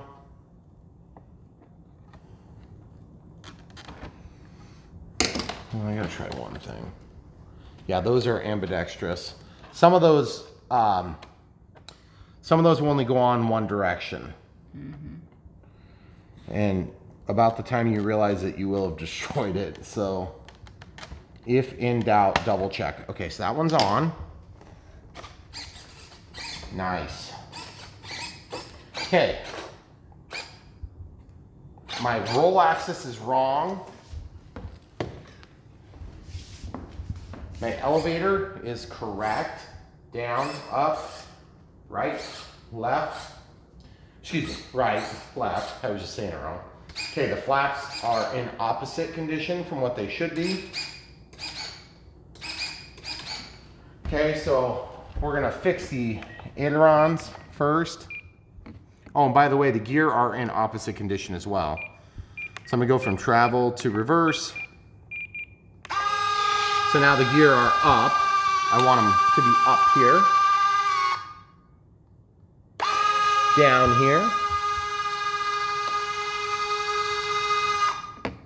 Okay, then we want the flaps to be opposite.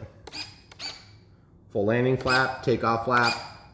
Closed, but not all the way. So we may have to overdrive those a little bit. So rather than flipping the channel, what I'll do is I'm gonna go to the well, not absolute travel. I just wanna go to travel. So in the middle, I'm gonna go open that up a little bit and just listen. Oh yeah, no problems at all. That closed it up right away. See this, how it's opening up? See how it's closing? So what are you doing to close it? Because I can't see both at the same. See, I'm changing this number from 100, the standard, to a little bit more. Oh yeah, okay. So there's like about 125 to get that totally closed on this side. And I'm looking at the other side. It looks like about 130 gets it closed. And then take off and then landing. Looks like it can go all the way to 150, no problem. That's pretty awesome. Oh, did you show them inside of there? Oh, there's details inside of it. That is so beautiful. That is so cool. Even on the bottom of the wing.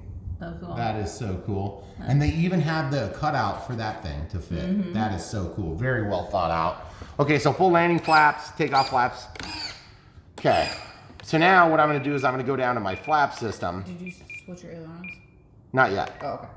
I'm gonna switch this, whoops. So I'm gonna switch this so it's opposite.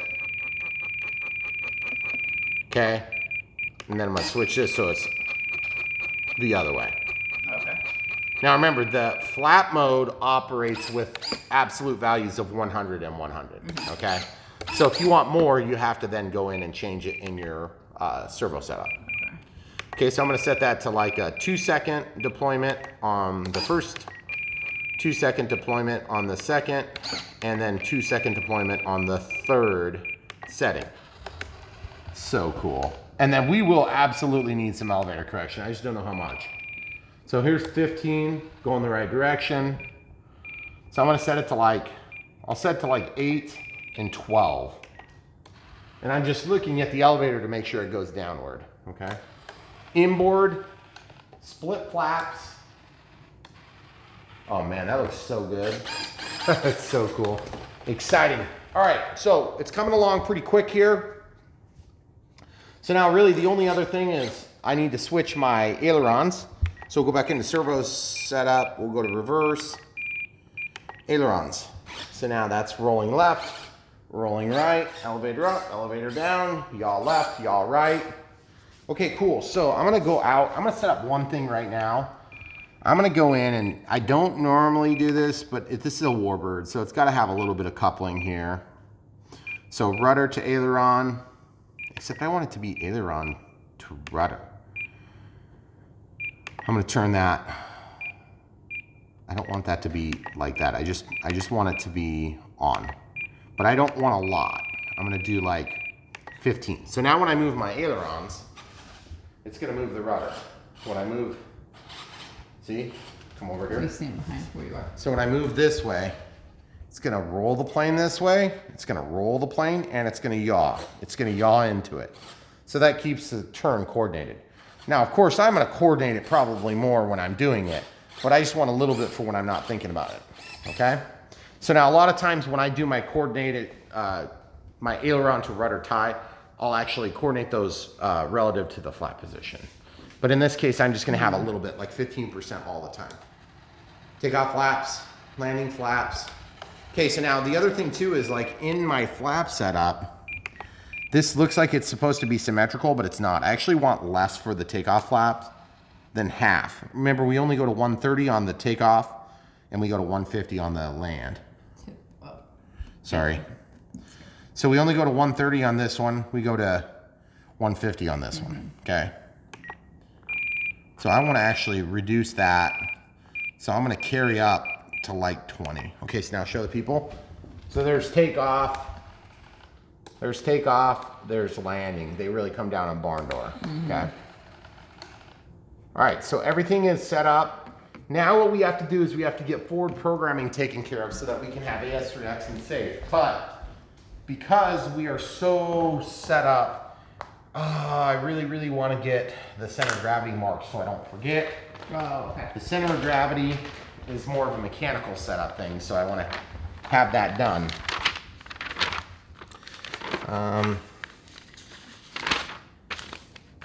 50 to 55 millimeters back. So we'll turn on this. Thanks, Danny, for getting us this tool.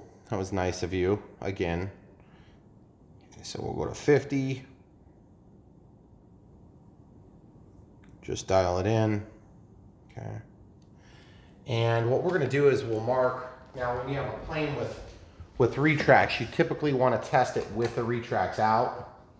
But on this one, and then by the way, check your throttle hold. It's working. I have that battery all the way forward.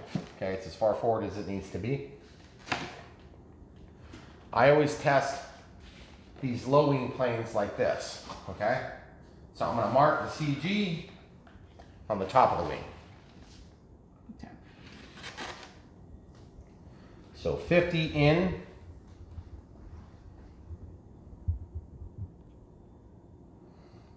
Oh, there's this thing right here, so you make it kind of hard to mark. So I'll mark it just next to that.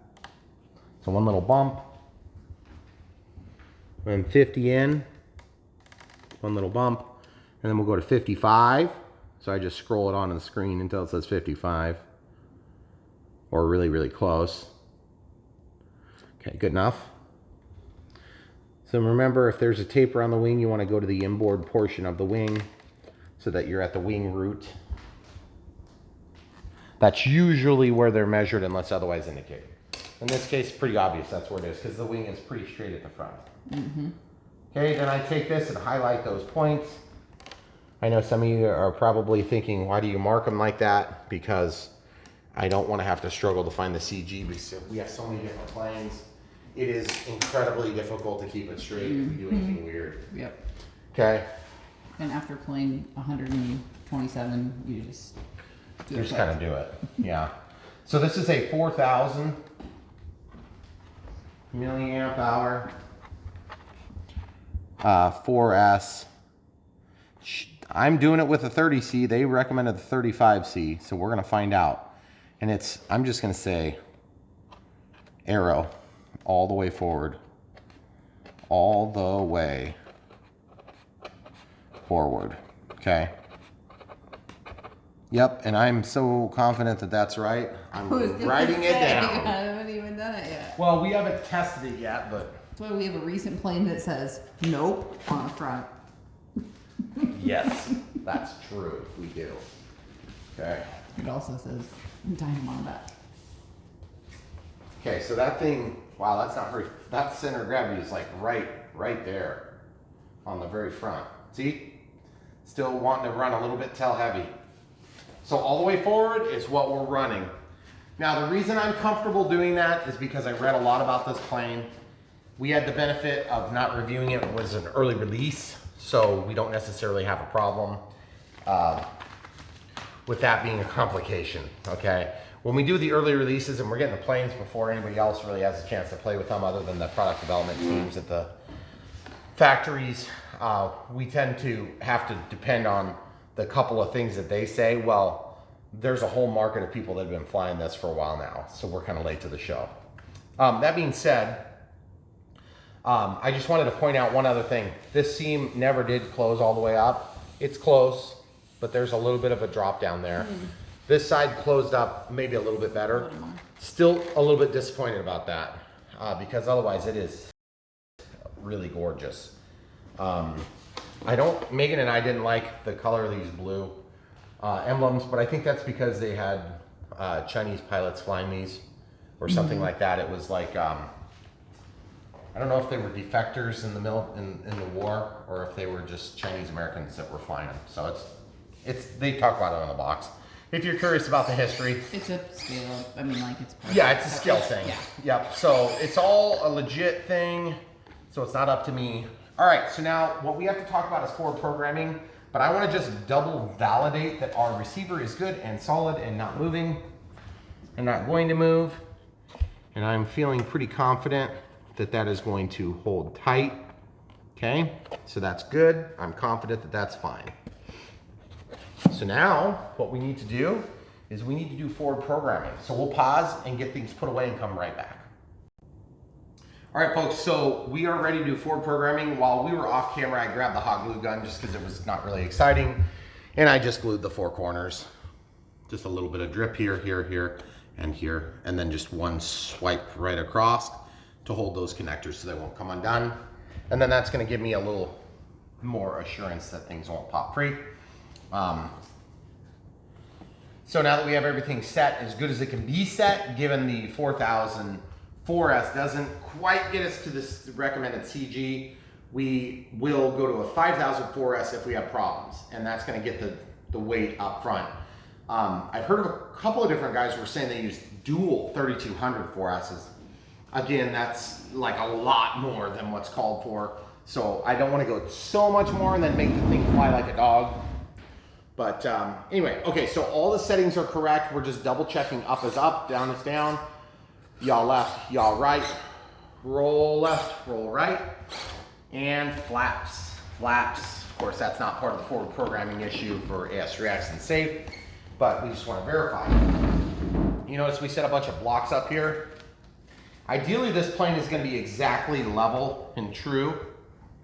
And I think we're somewhere between this being nose down very slightly and this being nose up very slightly. And to be honest, my only fear is if I go nose down too much, then I have a tendency of having safe run us into the ground if we would run safe. Now, I generally don't run safe on these planes, but just the other day I used safe to land a plane because it was like insane windy. And I said, wow, it works really good on the V900. So anyway, I think that's probably like one of the first times I've ever done that on the channel. So without further ado, let's just show you what it looks like. The Spectrum logo is going toward the tail of the plane. Okay, the antenna is going toward the tail of the plane. So now what we need to do, just make yourself aware of that. Scroll down to forward programming. It's connecting. Have a hand close by in case something goes crazy. Okay. Gyro settings. First time setup. It's just a process you work through. It's pretty easy. Make sure the model has been configured. Blah. We've already did all the different rotations and stuff. So like if you would switch a servo around. Okay. Level meaning level, not level. Level, as in flight level, not park level, okay? So now continue. Set the model on its nose and press continue. Okay, so I'm gonna just lay this down. Rotate the prop.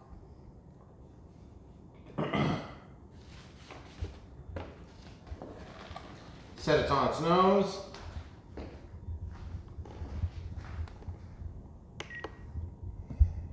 Okay, looks like they got orientation 5. Okay, now I'm gonna lay this down. We did this the other day on a plane and the motor started very briefly, okay? So I'm just gonna be prepared. I'm gonna click continue. That is correct. We have the AR631 logo and then the Spectrum logo toward the tail. Yep. So we are correct. That is the way it's set up. Okay, so now we need to do a gain channel select. I want the gain to be on the knob, so auxiliary 3. So click that. Okay, here we go. And I don't even need to mess with it. You can change those things in another menu to whatever you want them to be. And then I'm just going to hit a pi. This is when it's going to reboot. So this is where if things were going to go a little bit haywire, be aware. You heard the ESC beep. Okay, so it's rebooting. Click menu. Okay. So now we make sure everything works. Elevator up, elevator down, right or left, right, roll left, roll right. That's very good. Throttle hold is on. Throttle hold is off. Nothing. Over 25%. I can hear the AS3X working. All the way up, all the way down. Gain's working. I can hear it working, but I can't see it, so I can't verify it's going the right way. I can see the aileron going up, I can see it going down. I can see it going up, I can see it going down. Now these are tied together, but there's a board in there that can fail, so I'm going to test both sides. Okay? Going up, going down. It's subtle, but I can see it. Now, I'm going to, just for the sake of throttle holds on, and test it, okay? For the sake of safety, I'm going to try to do it here. Can't quite tell. So I'm going to show you how to tell. So go back into forward programming. You don't have to do the initial setup again. Gyro settings. Now F mode setup. F mode channel. This is where you tell it how you want to turn on and off safe and things like this. Inhibit. I'm going to put this on, looks like D maybe, or no.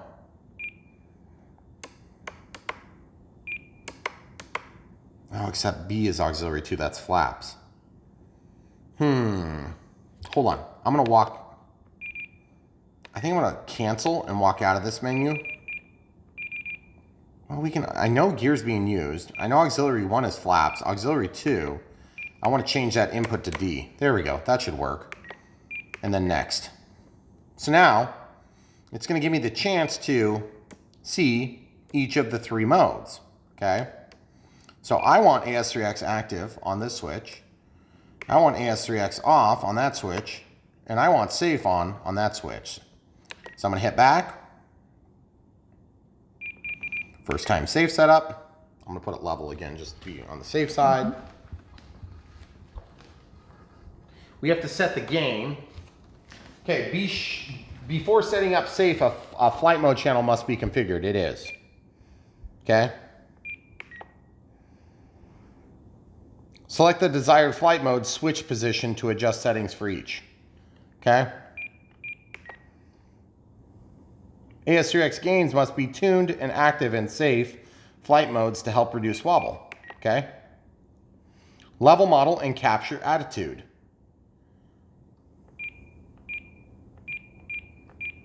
Okay. Now it's just going to put in all these standard settings.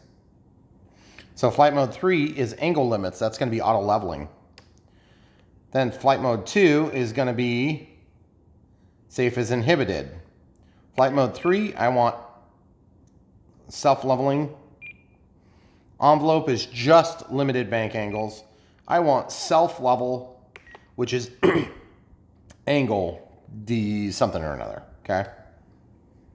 That's inhibited, and then in this one it's just AS3X, so it's off. So now I can walk off of that setting. You know what? I'm a little concerned I might have stepped out before because it doesn't have it yet. Sorry, folks. Oh, I apologize. I didn't go to next. We've already done all this, so you're basically just walking through. Okay.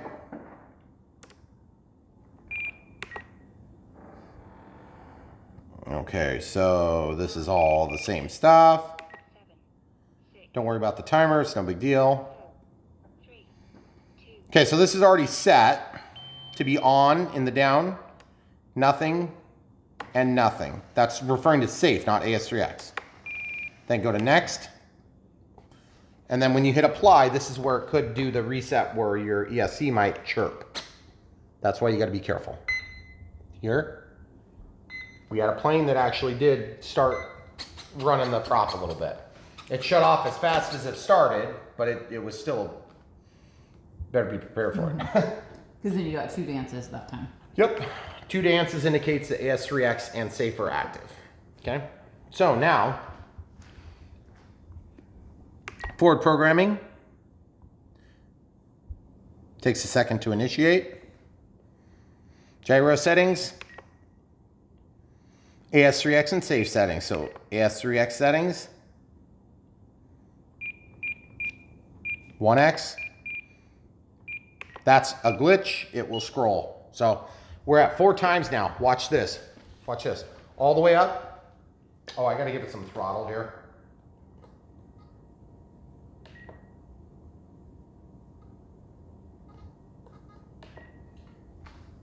Throttle is disabled in that menu. Okay, so I'm back out. Initiate safe or initiate AS3X, throttle holds back on. Look at that, how much it moves. Left is left, or right is right, left is left, up is up, down is down, up is up, down is down, and then roll up, roll down. And what I want to see is I want to see whatever direction I'm moving in, I want that to go the opposite direction. And then just for grins and giggles, we're going to check this one, same. Yep, so everything is working. You said you want to go the opposite direction. I want it to go the same direction. I want it to resist. Yes. I want that control surface to move the same direction, which is opposing. Okay? So that's why I said opposite, but it could be confusing. Thank you. Yeah. Okay, so look. Down, all the way on the knob, halfway, all the way up, same amount of movement. Off, on, all the way up, all the way down, in the middle. Okay? Off. Now this should be safe, but safe will be easier to see. Throttle holds on because it's trying to auto level the plane. So the easiest way to test is to go halfway,